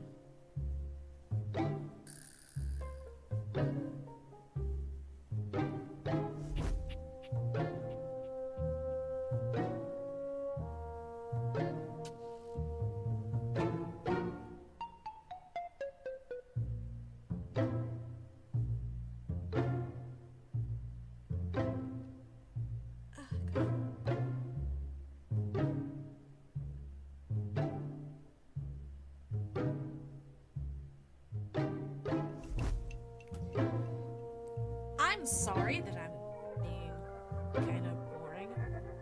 Don't worry. Either one of these could work. Not better the male's one that gives you the love. Yeah. Get them both to love you. This may just be me projecting, but... Dirk places a gentle hand on Harper's shoulder, turning her to face him and tilting her chin up towards his face. It's always been you and me against the world, hasn't it, babe? It has, yeah. Everyone tries to say we're toxic, that we're unhealthy. Who the hell are they to tell us we're dragging each other down? Who are they to call you, a shrieking harpy who sinks her claws into anyone who will tolerate her for longer than 5 minutes? You? Yeah, you're right. And like, what does it matter if everyone calls you a low-down, dirty, cheating, lying dog who slings his 100% cotton dick all over the house? Harper, that's you! What do you mean, everyone? Who cares if everyone thinks I'm the best thing that's ever happened to you and you routinely disrespect me in our relationship? Nobody says that but you. No, baby, everyone says that to me all the time. Like how lucky you are I put up with you. Pretty sure you're the one who's lucky I put up with you. No, that's definitely you. You don't even talk to anyone but me. Things are deteriorating quickly between the two of them. Harper takes a step closer, jabbing her finger into Dirk's chest. Oh yeah? And why is that exactly? Is it because you're keeping me busy worrying about you while you treat me like shit? Don't fucking poke me, Harper. Oh, you don't like this? She pokes him hard, deliberately provoking him. Harper?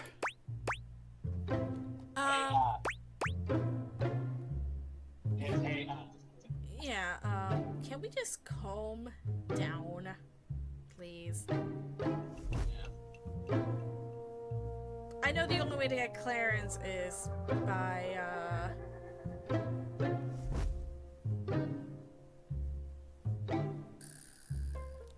is to get them to separate, but I'll probably do that in my off time.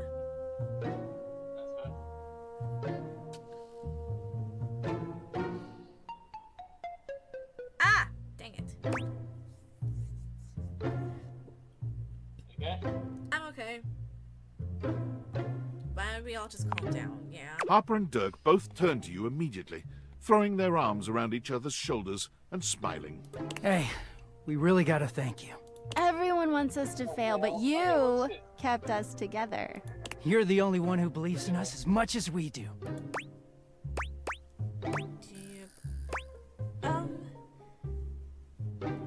I guess, of course I do. Aww.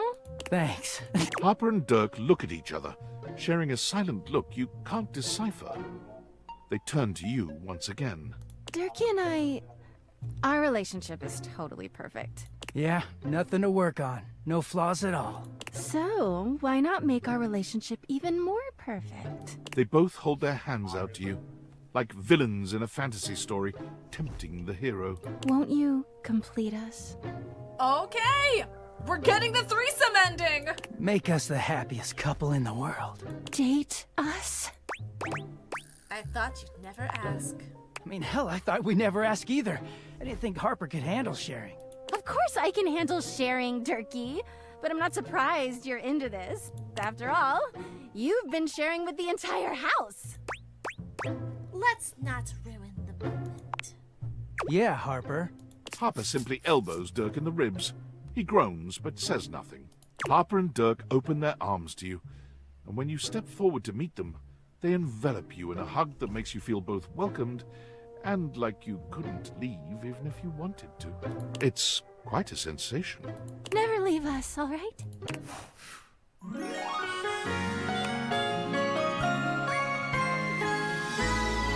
leave me, okay?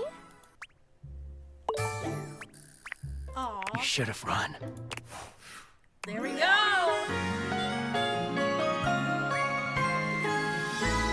Might be dirty, but our love is simple and clean. Yep. Empathy as a 75. Wow.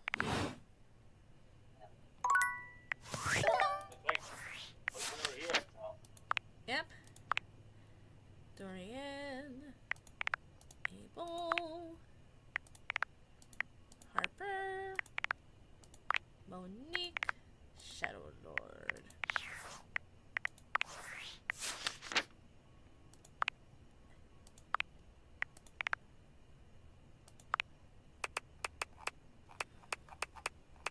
So, who's missing then?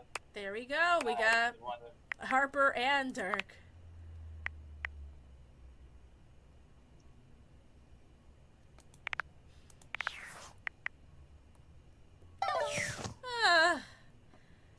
I honestly don't know how to get him out of that. No, wait. I think the only way to get him out of that hamper and actually do my fucking clothes is to...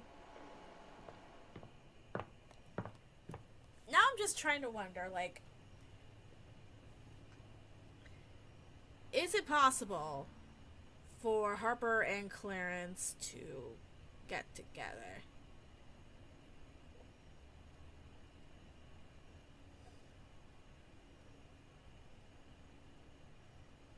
Maybe.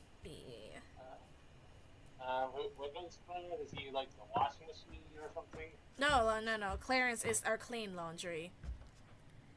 We only met him as our dirty laundry. That where they hang your windows and stuff comes from?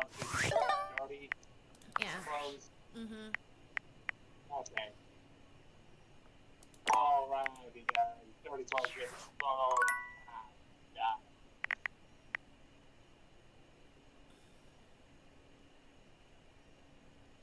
Alright. Those things you get when you wash. Yes.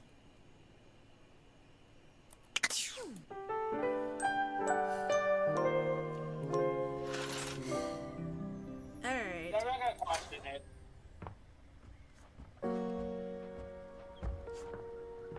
Alright. Read yourself, it's just a game.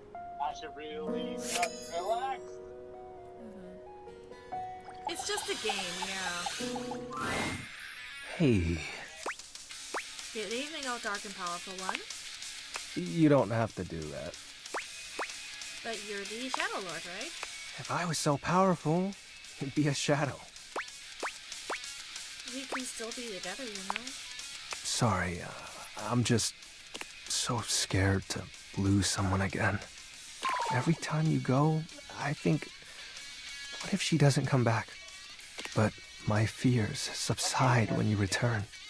Why do you keep coming back? Because I love you. I see. If that's the case, I've grown fond of you as well, Penumbra. I'll think of you always throughout my days. An eye of you through and beyond my nights. This is lovely. Your warmth. Aw. So cool. Now, what sinister ideology shall we deliberate on tonight?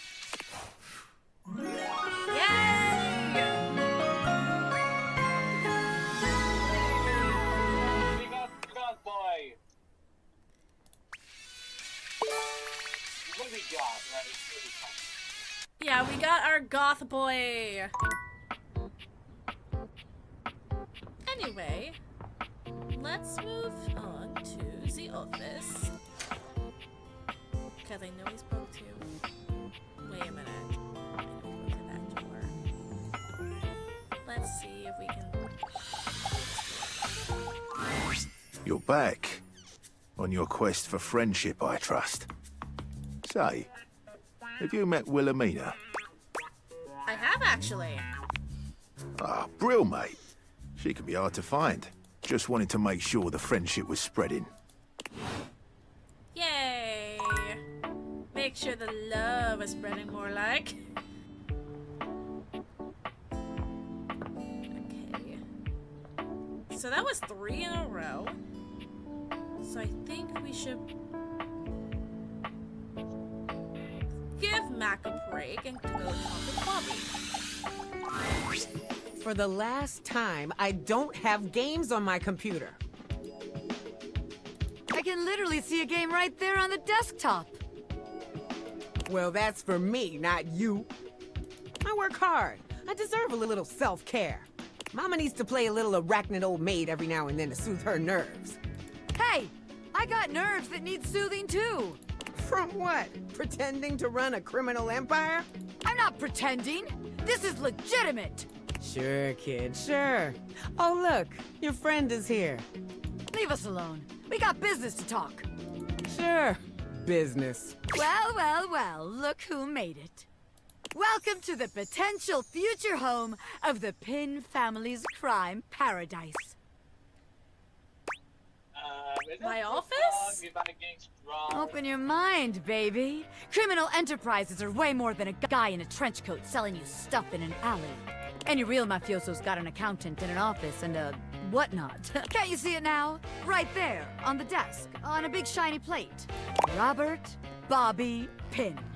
Legitimate business pin.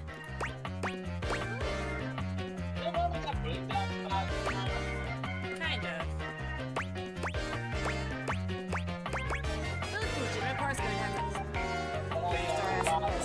What?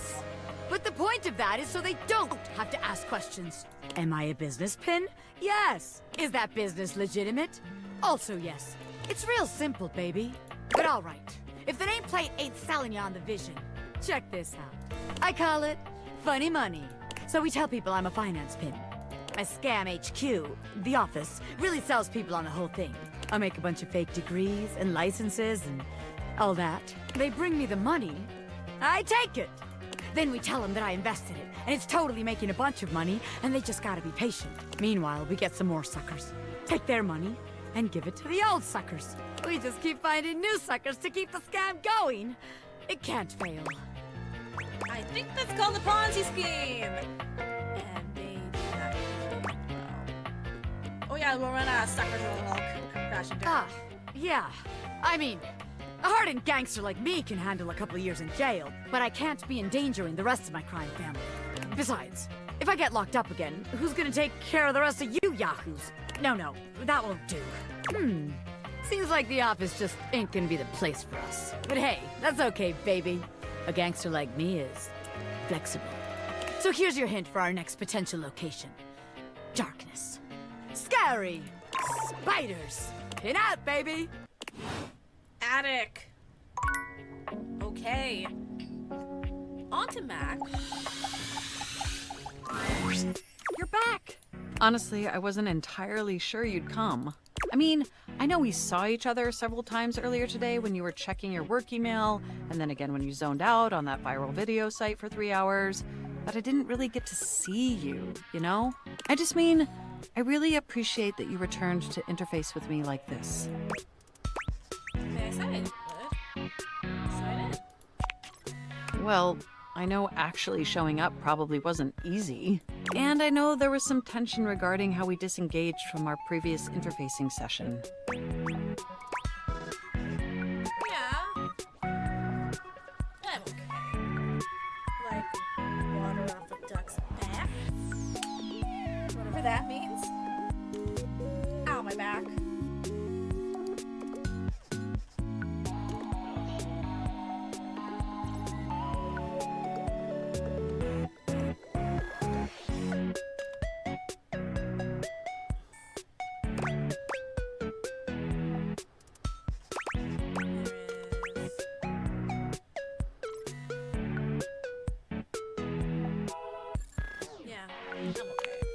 I must say, though, you are looking quite attractive. They say absence makes the heart grow fonder. And when it comes to you, that's absolutely the case. Look, do you wish to know the truth? Yes. The truth is, I had dalliances, yes. But ultimately, that's all that they were. And no matter what I was doing and who I was with, I never stopped thinking about one thing. You. Aw, really? My CPU never stopped ruminating on the intricate way you organize your file structure, or the sensual way you clean your keyboard with that old Q-tip. And most of all, I never stopped thinking about the sweet, sweet way you double-click. I missed you.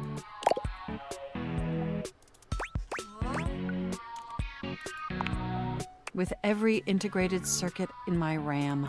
But my question for you is, did you miss me too? More than anything. I am so incredibly delighted to hear that. This brings me to my second and far more important question. In the same way you upgraded my operating system, do you want to upgrade the status of this relationship? Don't answer yet. Think hard on it for a moment, and when you're ready, type your response into this programming terminal. Finally, the future I was promised. Just choose an option, and I will comply. Mind if I stroke more than just your keys? You want to be together?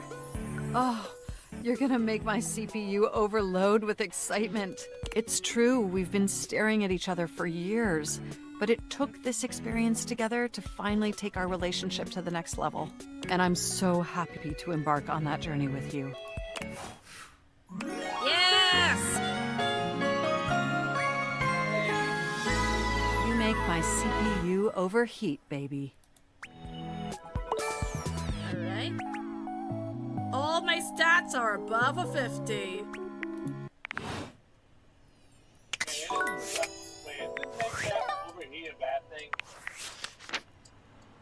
Shush. Okay. Office, attic, bedroom, office closet, bedroom closet,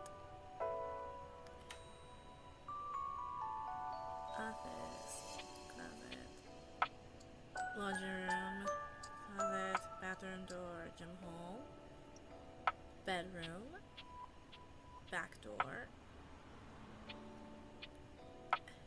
tiny Dorian, front Dorian, trap Dorian. Okay. Mac. Lobby. Oops.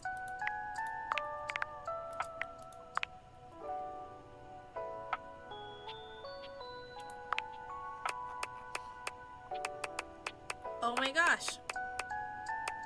Can we actually get 50?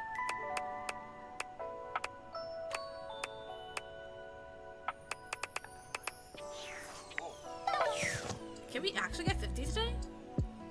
I hope so. That'd be cool. That would. Let's see if we can keep going with.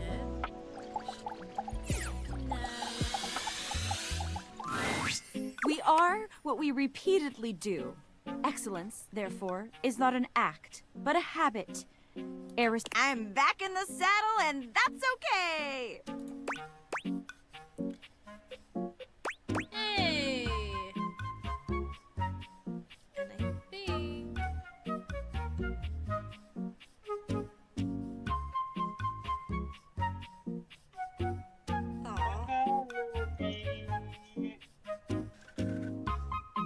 Take your day with Shelly didn't go well. Oh boy! Didn't it? It was a complete disaster. She wouldn't stop crying at dinner. She kept talking about how I was her last chance at happiness, and that if we didn't hold on to each other, we'd both be old and alone. Oh. I need to visit Shelly at some point. She definitely cried the whole time. I gave her all the motivational quotes I had, but nothing worked. Maybe sometimes people don't need motivational quotes. Like, if I was crying and somebody said to me, it's not about money or connection, it's the willingness to outwork and outlearn everyone, I definitely would have cheered up. But I guess we can't all be me. So, Shelly, not the one. But hey, I managed to get another date lined up on my way back here, and it was like a totally real and spontaneous connection. Not at all, because he was, like, around. If that's all it takes, I'm around. And alive. Stop it, you. That was a really hilarious joke you just told. And I'm totally in on it. Penelope looks past you to the desk. When you follow her gaze, you see a man wearing dice chic standing nearby. Chance! Oh my god, Chance! How long have you been standing there? Ho there, fairest maiden. Art thou ready for our date? Are you dating or LARPing? Oh my gosh, this is gonna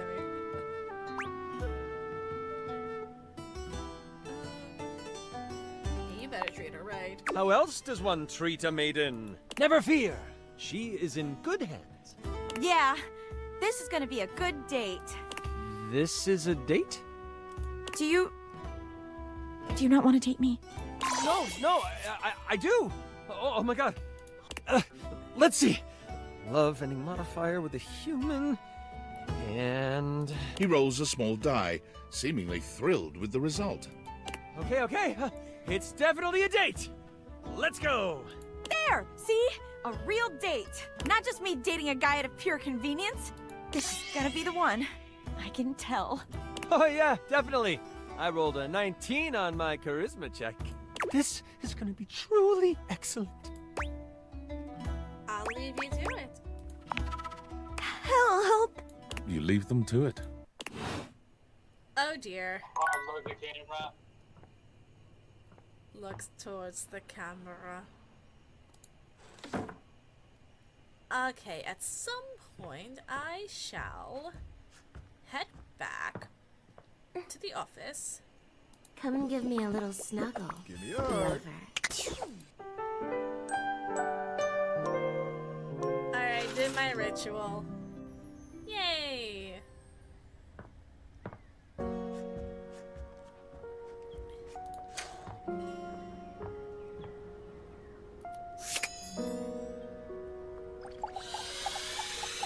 Wait. There's a trap door in there. Oh. There's a warmth in Dorian's dark eyes. Come back for another glimpse.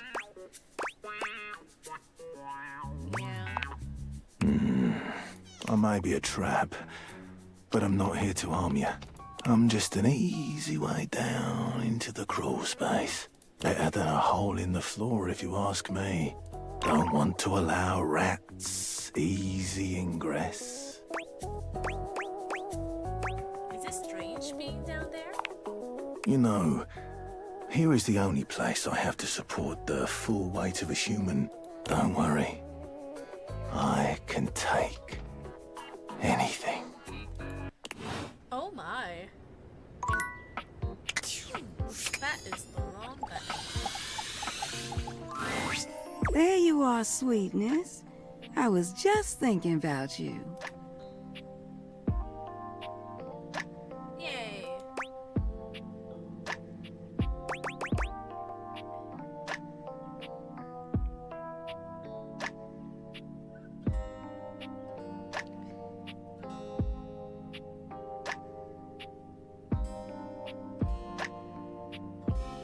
Yay. Oh, my back. Scoliosis is a bitch.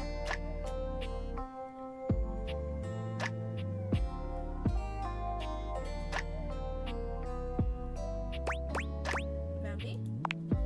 I told you to swing by, and I was wondering if you were gonna. I'm glad you did, because I just finished a shift. I have some time to spare if you want to talk some. Work a lot? Depends on how up and about you are, really. The more you do, the more I gotta do. Oh, I didn't realize it was my fault. I'm sorry. Ain't nothing nobody's fault.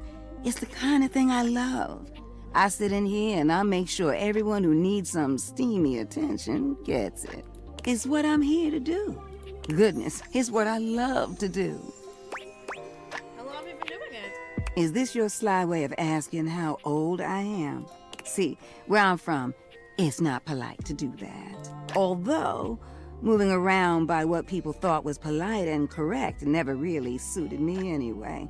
Let's just say, I remember all the folks who stayed here before you. What were they like? If you don't mind me telling me. If you don't mind me talking, I don't mind telling. Truth is, one of the previous folks who stayed here was super cute. Engaged couple, beautiful together. Both of them were. Well, can I give my honest opinion? Please do. Neither one of them was as cute as you. Either way, they were here and they set up home pretty quickly. River and I both liked them. They brought so much life into this place. They took long showers together all the time. Just about tapped me dry, keeping things hot up there for them. Although, I hear they didn't really need my help to do that.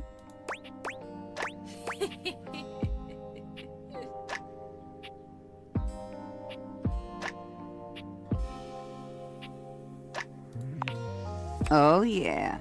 You picking up what I'm saying. But they used to throw these big parties, too. Family was always over, and every now and then, they had this little kid who would come play hide and seek.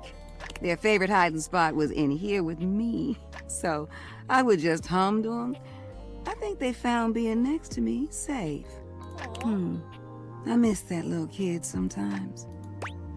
Did something happen to them? What? No. The couple just moved out eventually. You think about them often? Now, when did this story become about me? You don't need to worry yourself about who I do and don't be missing. The past is the past, sweetheart. I don't live in that place. You don't make it as long as I have dwelling. Sure do remember a lot about the past, though. There's a difference between knowing your history and living in it. Besides, you saying you didn't like my story? No, I liked it a lot. Well, good. I enjoyed telling it. Which reminds me of this one time where... No, you know what? I'ma wait for that one. You want to hear more? You gotta come back. Besides, it's time I check in on my boy Washford. Oh, I know Washford. You like him? And you don't? Huh. What's not to like about that hunky man? He's just one of the hunkiest hunks that ever did hunk. Ooh, the way he calls out to me when he needs some of what I got. Well, it's enough to get me bubbling. I bless the day you wheeled him into this house. Drysdale's all right, but Washford? Winifred fans herself with one hand, beginning to lose herself in her own fantasy. I wouldn't mind going through a couple of cycles with him. Ooh! I think I said too much. I mean, you should know Washford has a complicated something going on with Drysdale. What? They got a thing going on? What kind of thing? Like, I mean, I am talking about Drysdale, but they're just stage partners, right? Winifred lets out a sigh, shaking her head. Look at me, just as lost in thought as I want to be.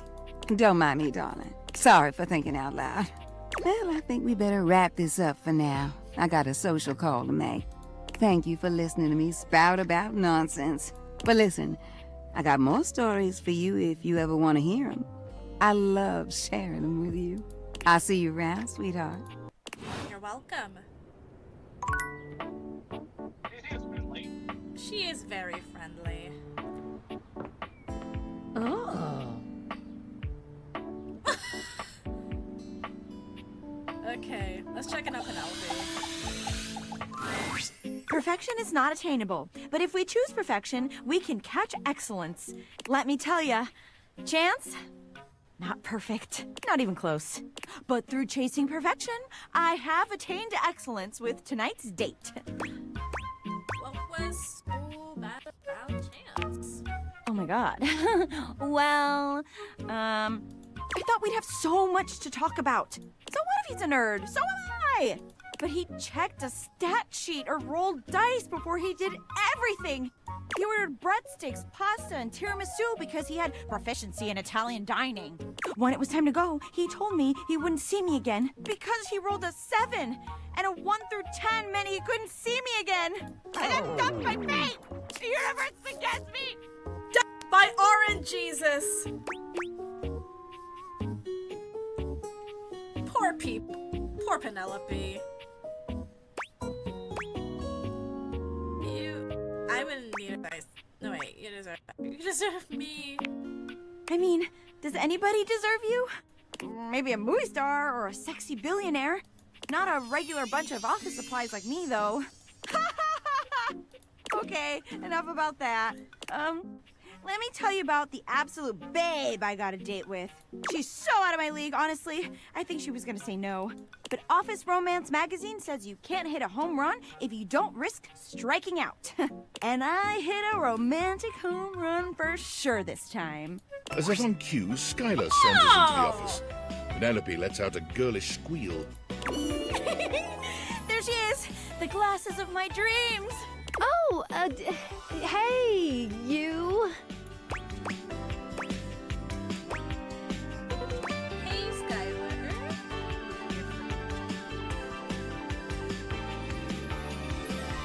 Oh, that's cute.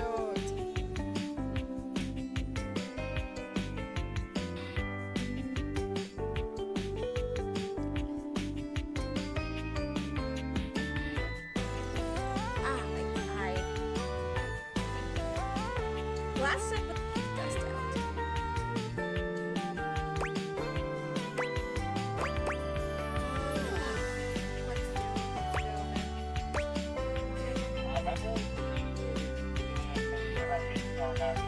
Uh-oh. No! We're going to fall in love! Oh, yeah, about that. Skylar tucks a strand of hair behind her ear, unable to meet either of your gazes. I'm really proud of you for getting out there, Penelope. And you asked me out. And I did say yes. And I've been trying to get ready for our date, but I'm sorry. I've never liked girls with glasses. But you're with glasses, Skylar. Yeah, I wear glasses. I was able to overcome that with you. Sorry, not sorry. Skylar flees from the two of you, leaving Penelope devastated in her wake. Oh no. Penny, I'm so sorry. Guys don't make passes at girls who wear glasses. Some jerk. Anyway, thanks. I'm going to the kitchen.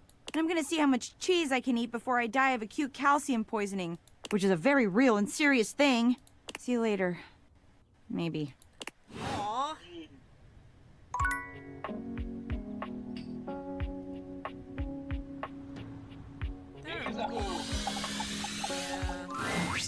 Well, I went ahead and wrote it. The horniest book imaginable. It's rather lengthy.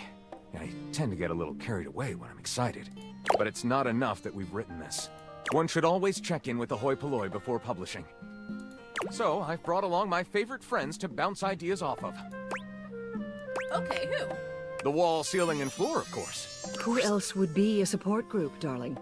Here it is, my very own book, written by myself with help from the human. And the name of the book is? Why, you can read the name on the book itself. It's just always nicer when the one presenting says the title out loud. I can't. It isn't right. You say it. Me? Why would I say it? Florence? Oh, I'm not good with crowds. Whoa! Thank you for saving me the trouble, Wallace. Let's begin. This book is... Can I say this out loud? You have my permission. Extremely horny. Ah, yes, that. Wall. Oh, I liked it. I really liked it. Isn't she excitable? Thank you for your support. It's what we do best, Lyric. Well, should we go ahead and publish? Should we go ahead and publish? I guess so. Marvelous! I'll submit this to Mac right away. I was trying to get to Shelly. Oh yeah, I have time for Shelly. Shelley's endless energy doesn't seem to have lessened any today. When you see her, she's clutching a duster a bit too tightly. Oh my god, look who it is! I was just thinking about you, and here you are. I mean, I thought about you all night after you left, and it didn't make you show up, but then, like, it definitely worked this time.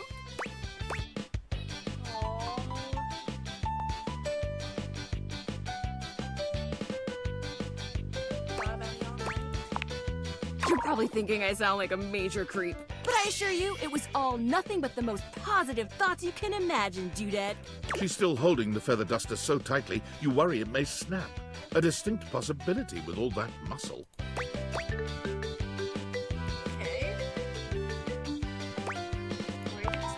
Me? Oh god, hey, so like, I know you've been real busy with all the things you've been up to lately. Like sitting on the couch, sitting at the computer, taking naps. But since you haven't really been looking at me, like, ever, it makes sense you might not have noticed. I'm dusty. I mean, like, I'm cool with it. Dust is great. It's so powdery. But it's making me sneeze, and that makes it a lot harder to hang onto these walls, so maybe we could, like, live to the fullest and dust me. Shelley thrusts the feather duster out towards you. Withdrawing her hand so swiftly, you nearly let the duster fall. Your humble feather duster. You've never been all that big on dusting, but this thing does get the job done. Shelley has her eyes shut tightly as she waits for you to dust her. She looks oddly nervous.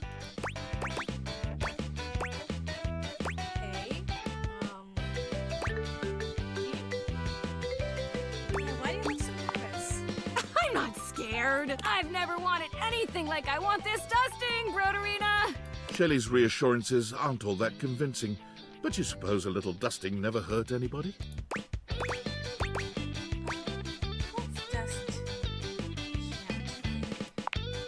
Shelley winces when the duster makes contact with her. Fortunately, over time, your gentle touch allows her to relax. Though with Shelley, relax seems to be a relative term. Eventually, you get her clean, though it does take a little while. You try to hand the duster back to her, but she shakes her head. You keep it. Wow, look at us, huh? You actually talked to me, and now you've actually cleaned me. Our relationship is deepening already. You're not gonna leave now, are you?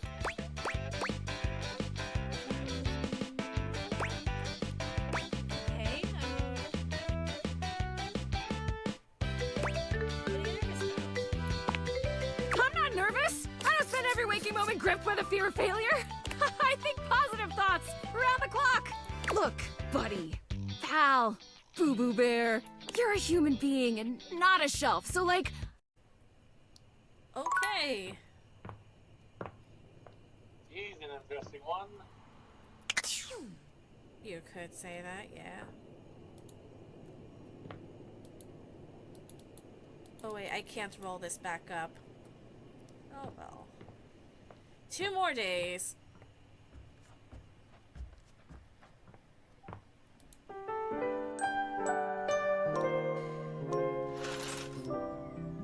Alright. Let's do Shelly first and then Pen Pal. Oh yeah, Abel. Well, well, well, look who it is. You know, it's funny being here in the foyer. I got the best seat in the house to keep an eye on everybody's comings and goings, but you ain't left the house in so dang long. Seems like I only see you here when it's time to pick up a package. Not that I'm judging, mind, just ain't exactly living up to the full potential of the position here, am I? But hey, I do my job no matter the circumstances. So don't you worry about me. Now then, I'm sure you got something on your mind. What can I do you for? All's well here in the foyer, amigo. Would be nice if more folks came over. I'd love to see more of them coming through here. Oh, but don't you worry about that. Just keep doing what you're doing. Oh, I didn't even get a chance to talk with him. Okay. Anyway. Is this also something like this? I don't think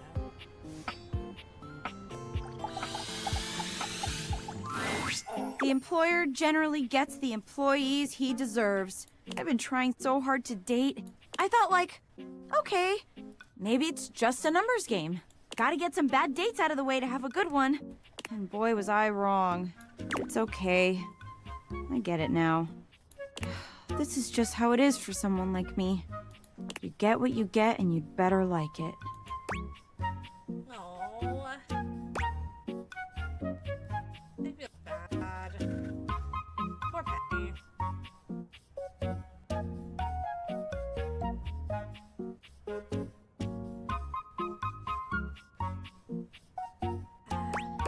I feel like this is the best option to do.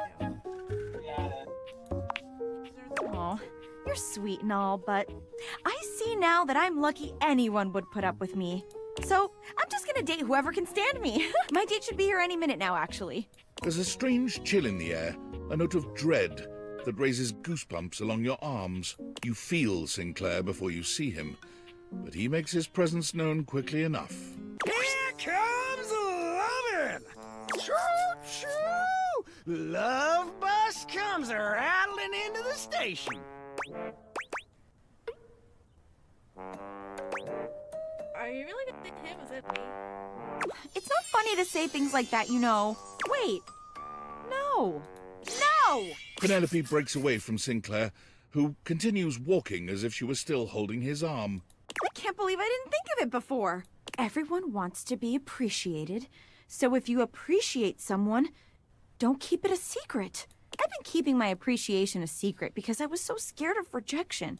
That's why I've been dating all these weirdos. But even those guys rejected me. So heck, why not? What's one more little rejection? I mean, it'll just shatter my heart into a million pieces, but what? I appreciate you. Like romantically. I appreciate you too. About time you've noticed. Actually, yeah, this is great. My life. Wow! Yours too? What a coincidence! Wait, hold on! You're not rejecting me? I made you watch me date all these other objects when you were right there. You know what? No, you will not ruin this one, Penelope. Would you like to maybe go on a date with me? I'd love to. It's finally happening! It might have taken me a while to get here, but it was all worth it. Yeah!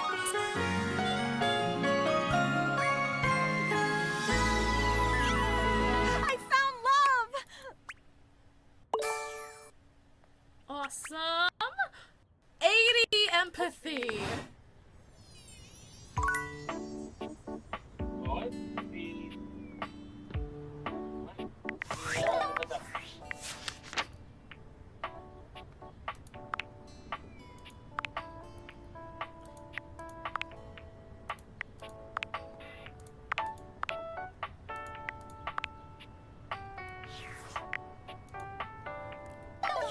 I feel like before I start realizing anybody, I am probably going to have to try to do Maggie's quest.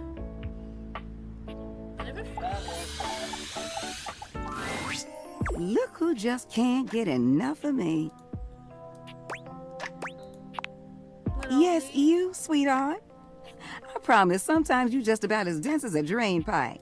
Not that I mind it. You're still pretty cute. Plus, it feels like I can teach you something. I mean, I'd let you teach me a thing or two.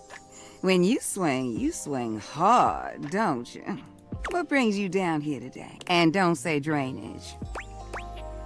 What brings me down here today?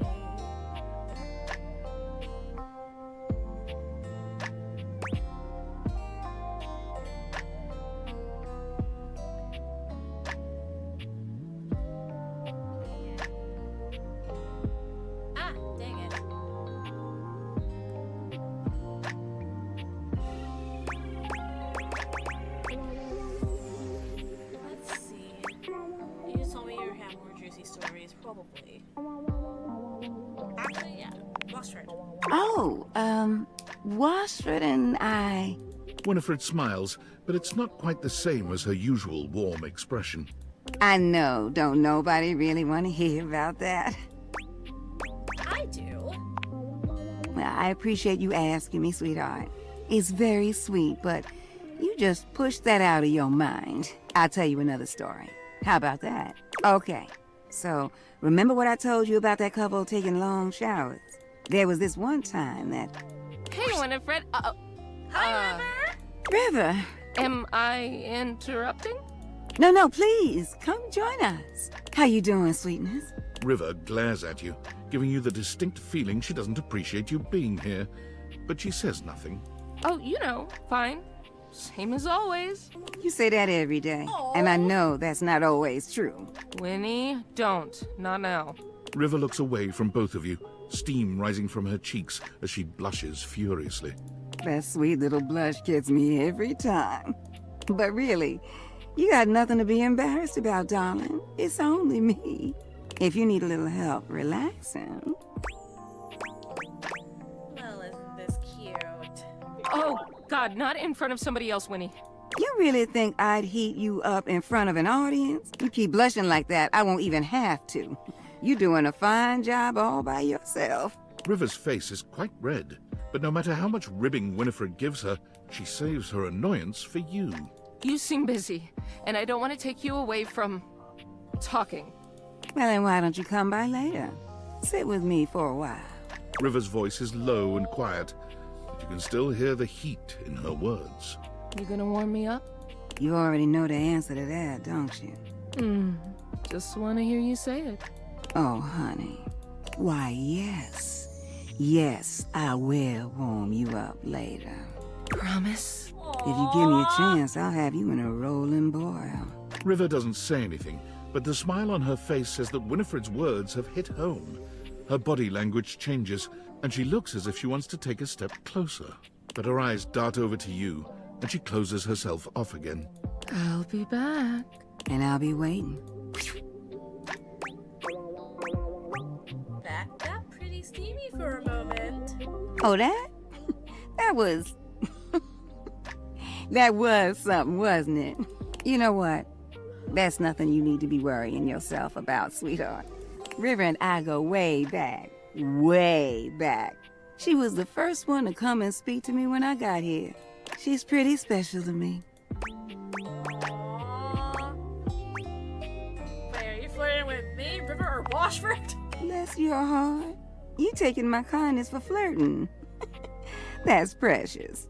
Yes, I may think you are one of the cutest things I ever did see. Yes, I did get excited that you came to see me today. But I wouldn't call what I'm doing flirting. Makes sense. Wait a moment. Look at you, distracting me again. I'm starting to expect you didn't come here for a story after all. I mean, I did, but... Look, I gotta go get ready for my visit with River. I want all the details. I will not give you anything of the sort. Besides, your imagination might be more fun. You know what? Why don't you just go on ahead and I'll see you later, all right, sweetheart? Go on now, get going. Aww. Alright, next, Shelly. Shelley is pacing when you come upon her. When she spots you, she startles. Hey, hey, hey! She bounds over to you, arms wide open for a hug.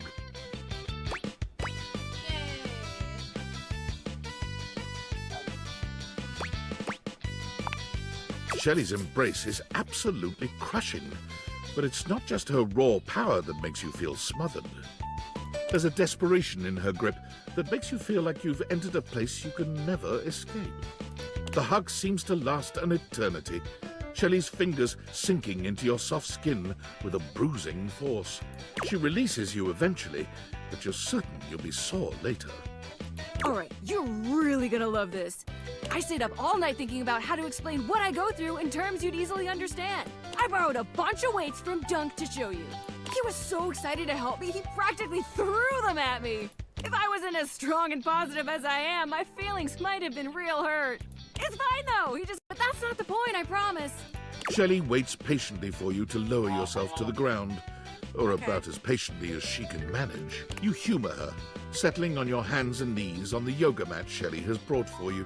Okay, great, excellent. Now the weights. One by one, Shelley begins to carefully arrange weights across your back. They're heavy and precariously placed. One wrong move would send them tumbling to the floor.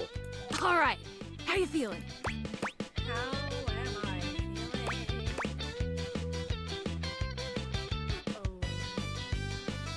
Scared shitless. It's really scary, isn't it? It's a lot of pressure to hold things up. But wait, there's more! Shelley grabs a hold of the yoga mat with both hands, jerking it suddenly from side to side. The effect is not unlike a mini earthquake. It's all you can do to hold on to the yoga mat, your knuckles turning white with the effort. How do we feel now? Scared? Well, yeah, but more than that, it's stress, baby! Imagine having to hold stuff up, and you don't even have the proper foundation! Day in and day out, you gotta cling to a wall, not knowing whether today is the day you fall! That's why I don't go for floating shelves. I go for, like, proper shelving. Shelley taps her forehead, switching swiftly from stress to a knowing smirk. That's why I gotta be so positive all the time. Positivity won't keep stuff from falling, but it will help my fingers dig just that much harder into the drywall.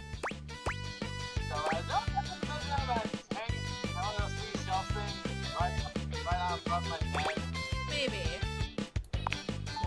Heck, I am, but positivity is the real reason I'm so strong. Okay, time to reset. Shelley frantically clears the weights from your back, helping you stand up again. Thanks for seeing things from my perspective. Nobody else ever wants to listen long enough to get what I'm talking about. It's always, not now, Shelley, and please stop yelling at me, Shelley, and please leave before I have you escorted out, Shelley. I gotta take these back to Dunk now before he needs them again. But it was real nice talking shelf with you. Catch you on the flip side, my pal. Okay. Yeah. Please don't have understood these characters so far. That escort you off property thing feels like a Dorian line. Okay. What else? I think now might be the time I actually try talking with Maggie. Hello again, suspect. I'm hard at work on my current case. I've been hoping for a breakthrough. Sometimes I get so wrapped up that I start seeing everyone through the lens of a mystery. I am Maggie M. Glassbury at your service. Perhaps you've heard of me? I've acquired a modest reputation as a result of some of my previous work. What are your couple of your best known cases? Maggie puts her hands on her hips, positively radiating pride. Why, it was I who solved the mystery of the missing sock. That was you? Or I was missing a sock? I think that was Steve. A brief interview with the Stackables and a chat with Dirk was all it took to sort that case out. The sock was in the depths of Harper's hamper. I'm glad someone got to the bottom of it. I also cracked the caper of the self-generating dust rabbits. That sounds useful.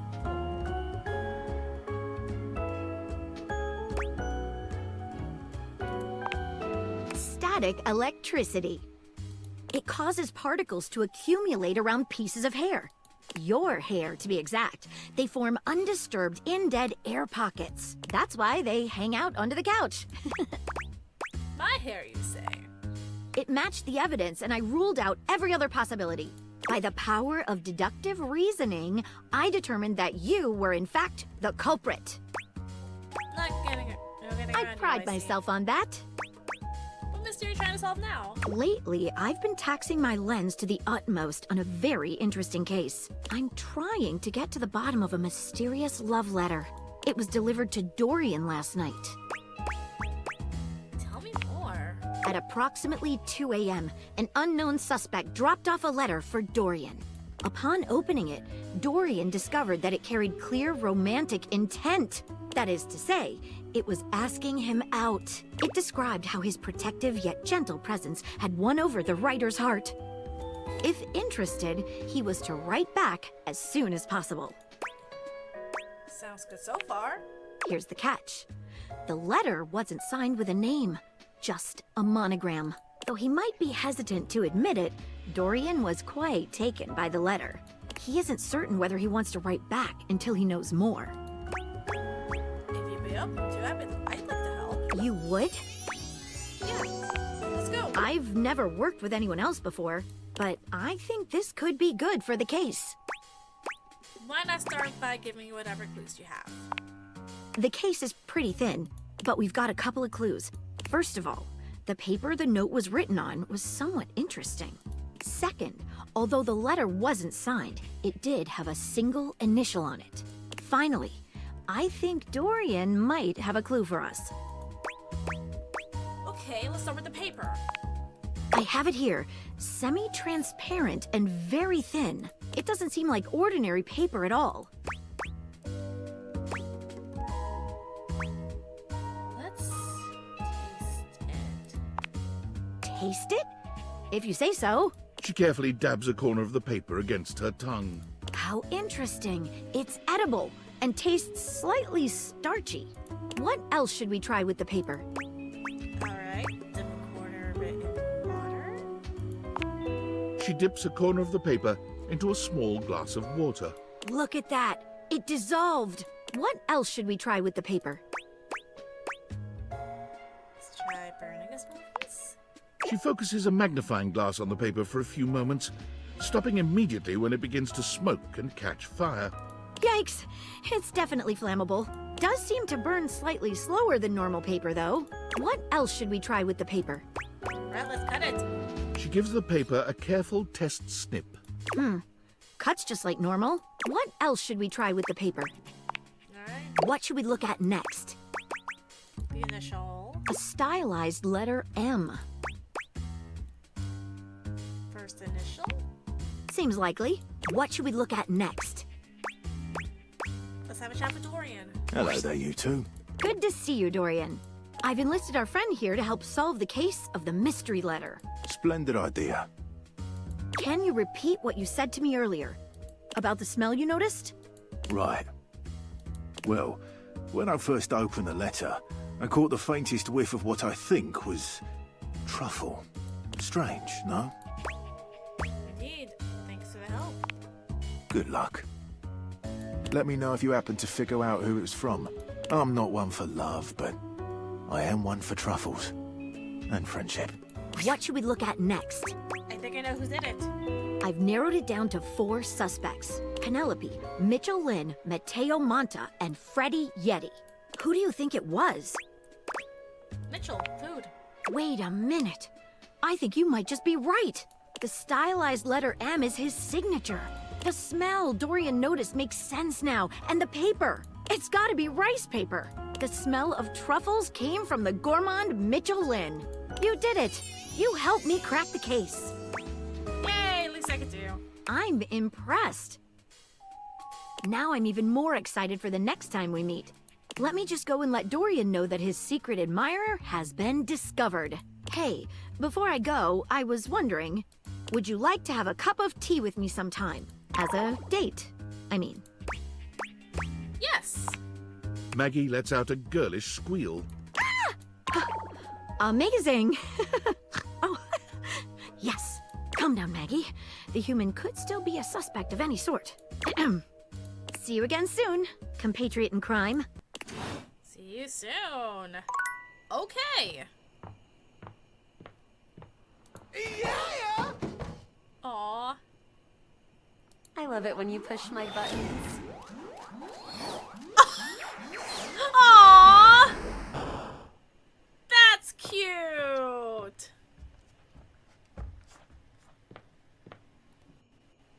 Alright. Since it took me an extra day to get to the stream, to get the streaming, I am going going to take an extra day on this stream. So I was about to head back upstairs. I need to go to Maggie.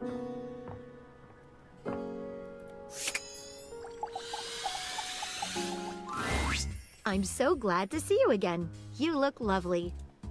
Thank you. I hope you don't mind. I took the trouble of ordering your tea for you. It's a jasmine green tea. From Kopi, of course. Aww, that's very thoughtful of you.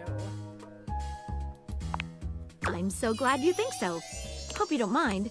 I went ahead and researched your favorite order. Oh, that's too sweet.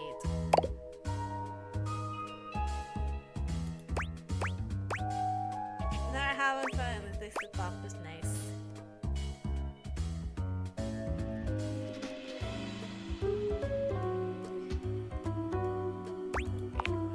I rarely let my glass down, as it were, so I apologize if I'm a little rusty. What are you thinking? The way you gave yourself to that last mystery. Dropped everything in order to help me solve it. Nobody has done that for me before. Aw, I do it again. That's the most attractive thing you could have said to me. I read everything about you attractive. My heart. Mine. Wait. I hope is that right? What is your heart saying? Maggie takes your hand in hers, holding it over her chest. Put your hand just here, below my lens. Do you feel how it's racing? It's beating right out of your chest. What if we... Wait, before we start this, there's something that's been bothering me. What is it?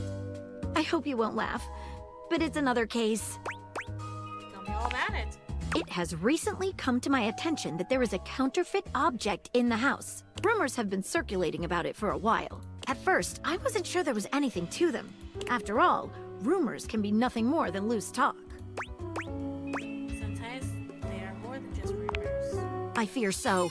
The only problem is, the rumors are coming from all over the place, and I can't make heads or tails of where they came from. What do you suggest? Well, I'd say we could bring in some witnesses. Okay. Let's do it then. We begin. Okay, so I've heard whisperings from Lux, Hoove, and Wallace. Sounds good. Who should we talk to first?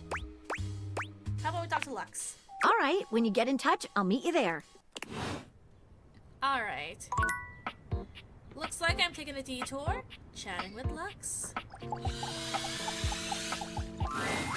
You find Lux fiddling with a tripod, but they're quick to straighten up and look entirely unbothered when they see you approaching.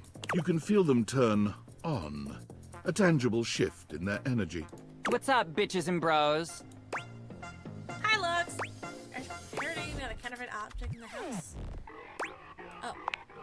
Oh my god, seriously? I love that you're even asking me. I am so flattered. Let me just, like, hashtag gratitude that right now. Okay. OMG, like, just give me a second, alright? I am just trying to give you a shout out. What's your handle? I think I told you my head all 4 times now. Okay, sue me, I forgot it. What do you even want from me? Tell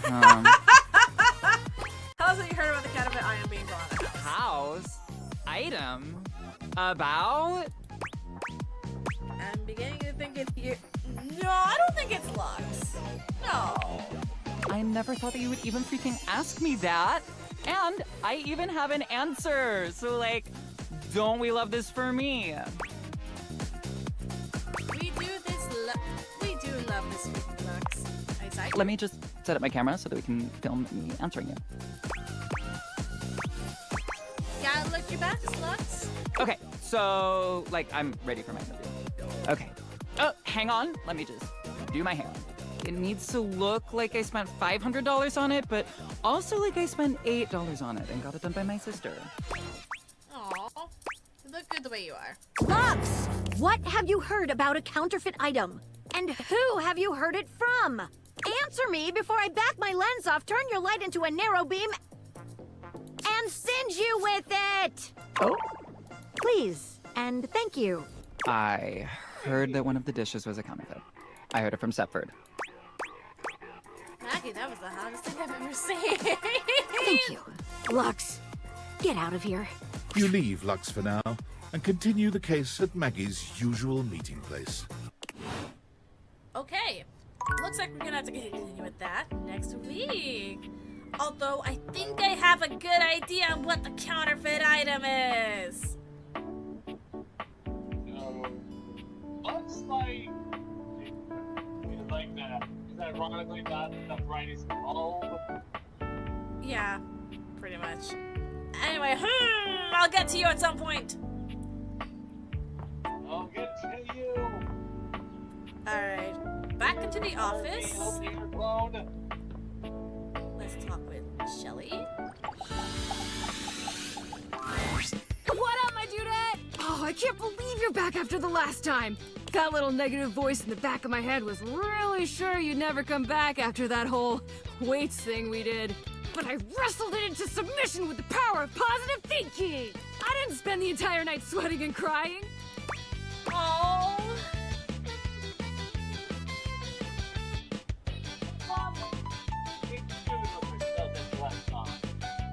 Yeah.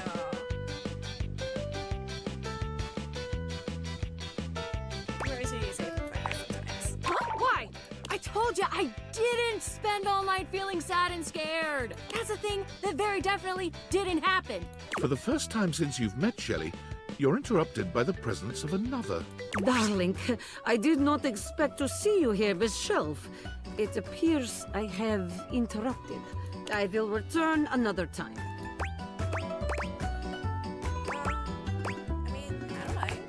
Great! Yeah. Well then, I will keep it short. Shelley, your constant anxiety is creating atmosphere of tension in the house. Everyone is afraid to hurt your feelings, so I have come to have talk with you. You're not here to hang out with me? This is business school. Oh. Shelley's eyes fill with tears. But where you would expect her to have an outsized reaction, she only looks down at the ground. This looks like real hurt. Well,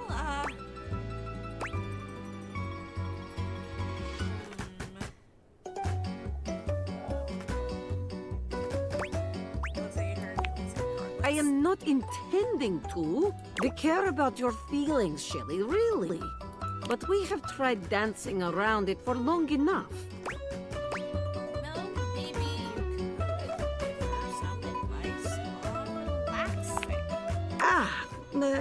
What can I tell you but to relax? You must trust in your muscles, and they are considerable. Shelley sniffles, finally speaking. Easy for you to say. Nobody put you together wrong. You can just trust you're gonna do your job every day. what do you mean put you together wrong? Are you improperly mounted? Tears stream down Shelley's cheeks. Dasha gives Shelley a sweet, if awkward, pat on the shoulder. I am sorry, Shelley. Please, try just to relax a bit, eh? We're all on your side, even if you do not feel it every moment. I will let the two of you speak. Shelley sniffles again. Yeah. I'm mounted wrong. No studs, no anchors. Right into the drywall. Why do you think I'm so strong? I've had to hold on like crazy for years and years. Dasha and Abel and all the rest of those guys.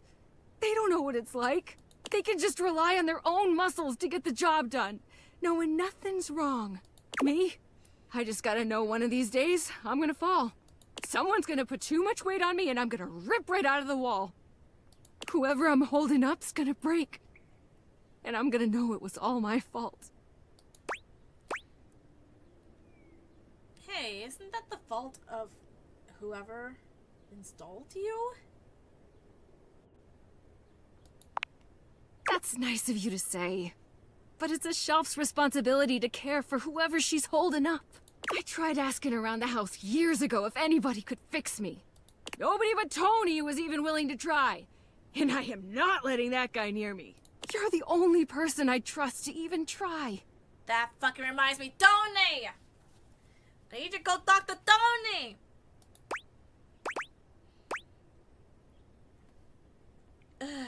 Anyway,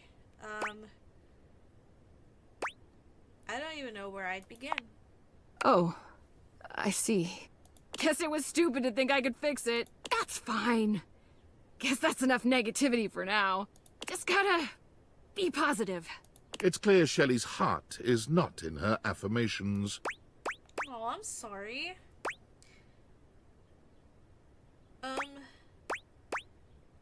Maybe there's a middle ground here. What, like, just be scared and not so loud about it? I guess that could work. I'm gonna go think. Shelley walks off away from you without looking back. You've never seen her so quiet or down. Aww.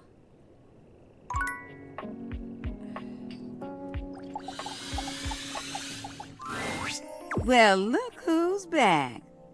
Hi, Winifred. Be honest this time. What made you slide way back this way? Not that I mind seeing you again. Just curious.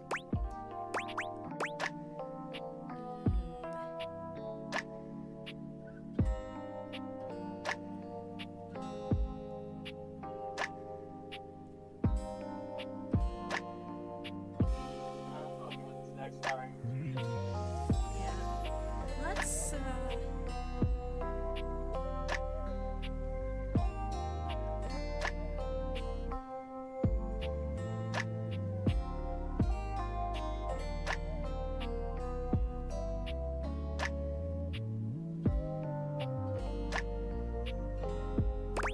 Oh yeah, isn't Gramercy so beautiful?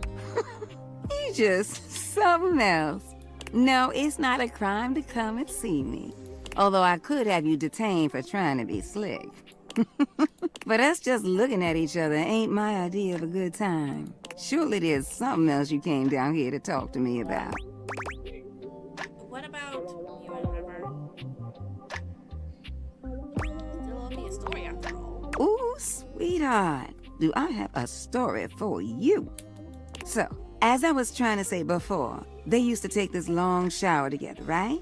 So long that it was a struggle for me to keep things hot in there for them. And I would hear laughing and giggling, and sometimes other sounds that I'd rather not repeat.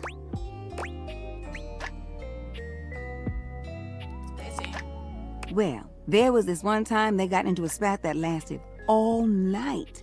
See, what happened was, one of them got on social media and liked someone else's photos. And not just one photo either. Nope, they liked 14 of them. And when they were confronted, there was no denying it. Confessed right away. They knew they were in hot water. Not like there was any point in lying about it. The proof was in the digital pudding.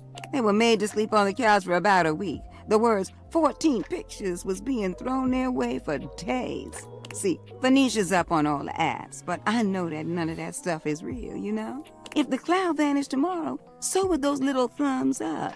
But their relationship would still be there. But I thought for sure it was gonna be the end of them. Can you believe that? Sounds like they weren't really great at communicating. See, that right there is what I think the secret is. I don't care who you are or what you're thinking about. You have to talk to your partner. Yes, exactly. But that is easier said than done. Winifred narrows her eyes at you, but her expression remains sweet and playful. Now, didn't nobody tell you to be nosy like that? Just because you cute don't mean you can say whatever you want now. Besides, River and I, well, I wouldn't really say we a thing. Not like the way you think of a thing. Which is not to say that I know what you consider a thing, but honestly, it's complicated.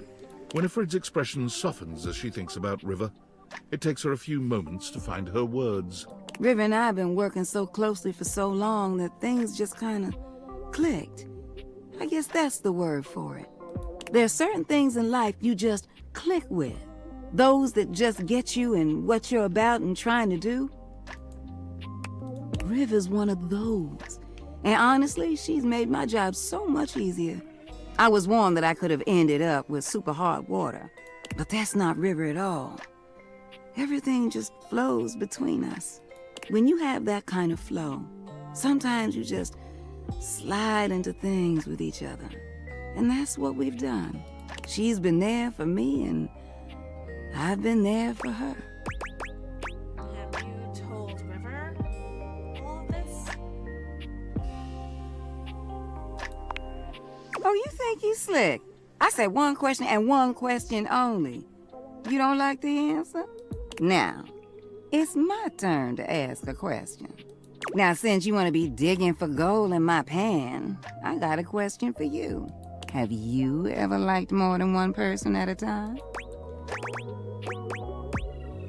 Honestly, yeah. I could say that it's happening right now. Winifred nods, confident and pleased with herself. I knew it. Something just told me. You look like someone with the capacity to hold affection for a lot of people inside you. When you find yourself in these situations, what do? I let my heart guide me. I don't put limits on it. Oh, so you figured out where it all sits with you. Yeah, that's the important part. Winifred... company again? I think we were just wrapping up, actually. Oh, all right, well, I have a message for you. From who? Washford? Oh, no. This one is from... She looks over at you, but when Winifred doesn't object, she just shrugs. Bathsheba? Oh! Oh. My life! Well, Wait, you sure it's from Bathsheba? Wouldn't say it if I wasn't sure. Really? Come on, Win. Bad enough I have to play messenger between you two. She said she has something important to say to you and that you should shake the pipes and give her a call. Okay. I'll do just that. River looks relieved to be done, though still grumpy about her assignment. Well, whatever. See you later. You know where to find me. Bathsheba too. Damn girl. Honestly, yeah. You go, Winifred. When you're hot, you're hot. Why don't you head on now? I ain't trying to kick you out, but I'd just rather take this conversation in private. I'll see you around, sweetheart. Aw. Winifred just be Polly.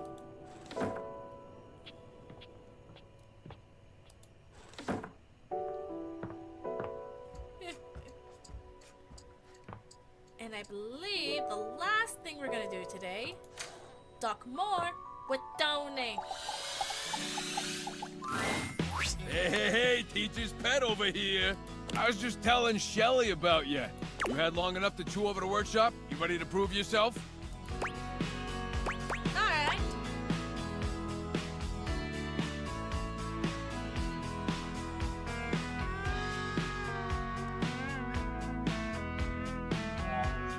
think we're on day 3.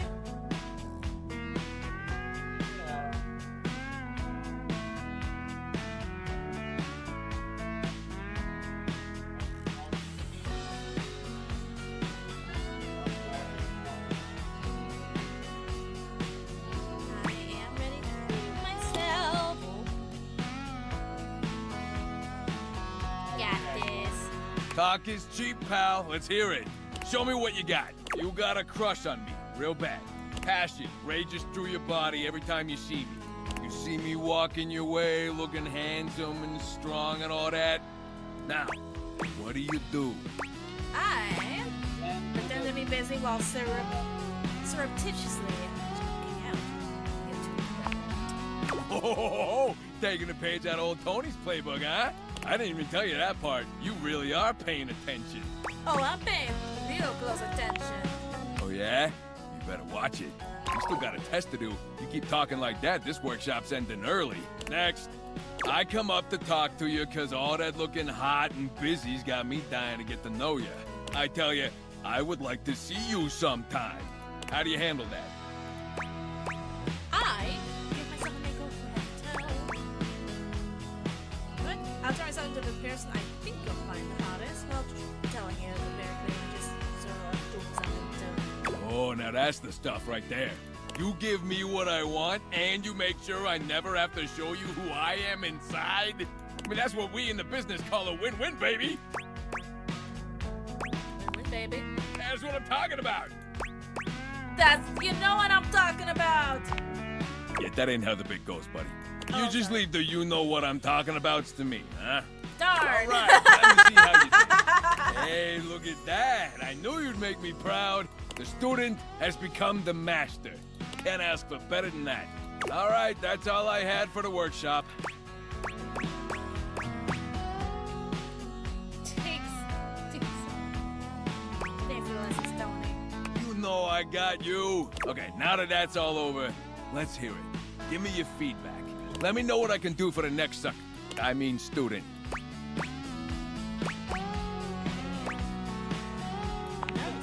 I knew you had a good eye. This right here's solid construction, baby. So now that you're an expert, let's just test all that new knowledge you got. Okay, what's the capital of Turks and Caicos? I'm at the question about dating. Cockburn Town! The capital of Turks and Caicos, and also what happens when you swing that hammer a little too freely, if you know what I mean. You know, hammer. Get it. Hammer. No. You know, the old cannoli, spicy Italian sausage, the freaky meat stromboli, the tube steak of love.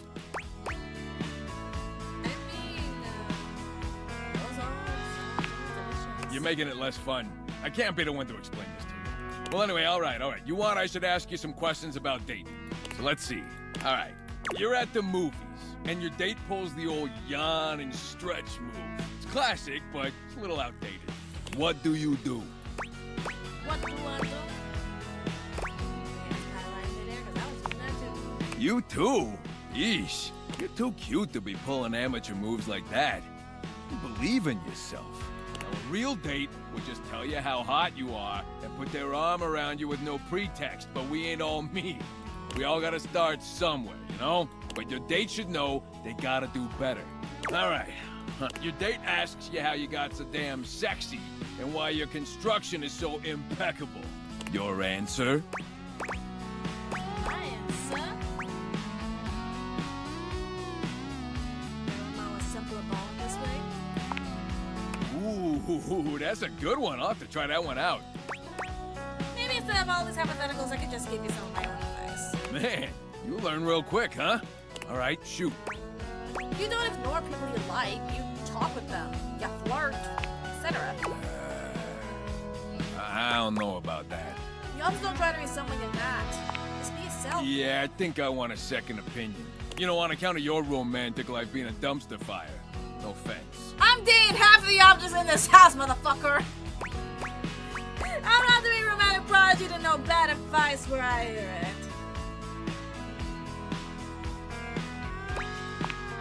We're gonna need to bring Rainey in here. And by we, I mean you. Rainey is a record player, Rainey? Yeah, that's the one. A real doll. Real musical genius. I'm not having a whole record player in here, Tony. And also, why? Look at this doctor. Talk, haul, same difference in the construction biz. Now get out there and make me proud, kid. Don't forget to talk to Rainey next time you come through. I'm gonna take lunch. Okay. So that is how we are ending the stream tonight. And Tony? But Tony, I nearly walked down the steps. Okay. So let's check out the data decks. Shelly. Lex.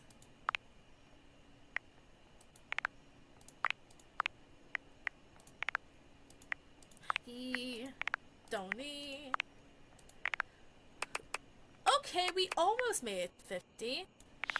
better than nothing.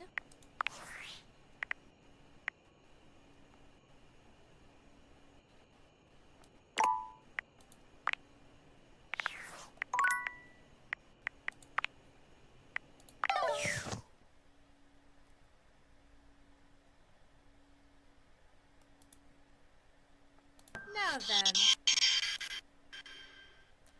Lots for Devin. I could not read that. I could not read that fact quick enough. So that was fun. We got more people to fall in love with us. Yay. And we're just in time too. Pizza's coming over. Oh, nice. Yay. So, since we went for 7 days this past week, next week, this upcoming Saturday, I am going to be doing just 6 days, just up until Tuesday again. Thank you all for joining me, and thank you, DJ, for tagging along with me. Yeah. See you around, folks. Alright. I'm able to be here. I shall see you all on Saturday. In the comment. Yes. Have a good night, everybody. See ya.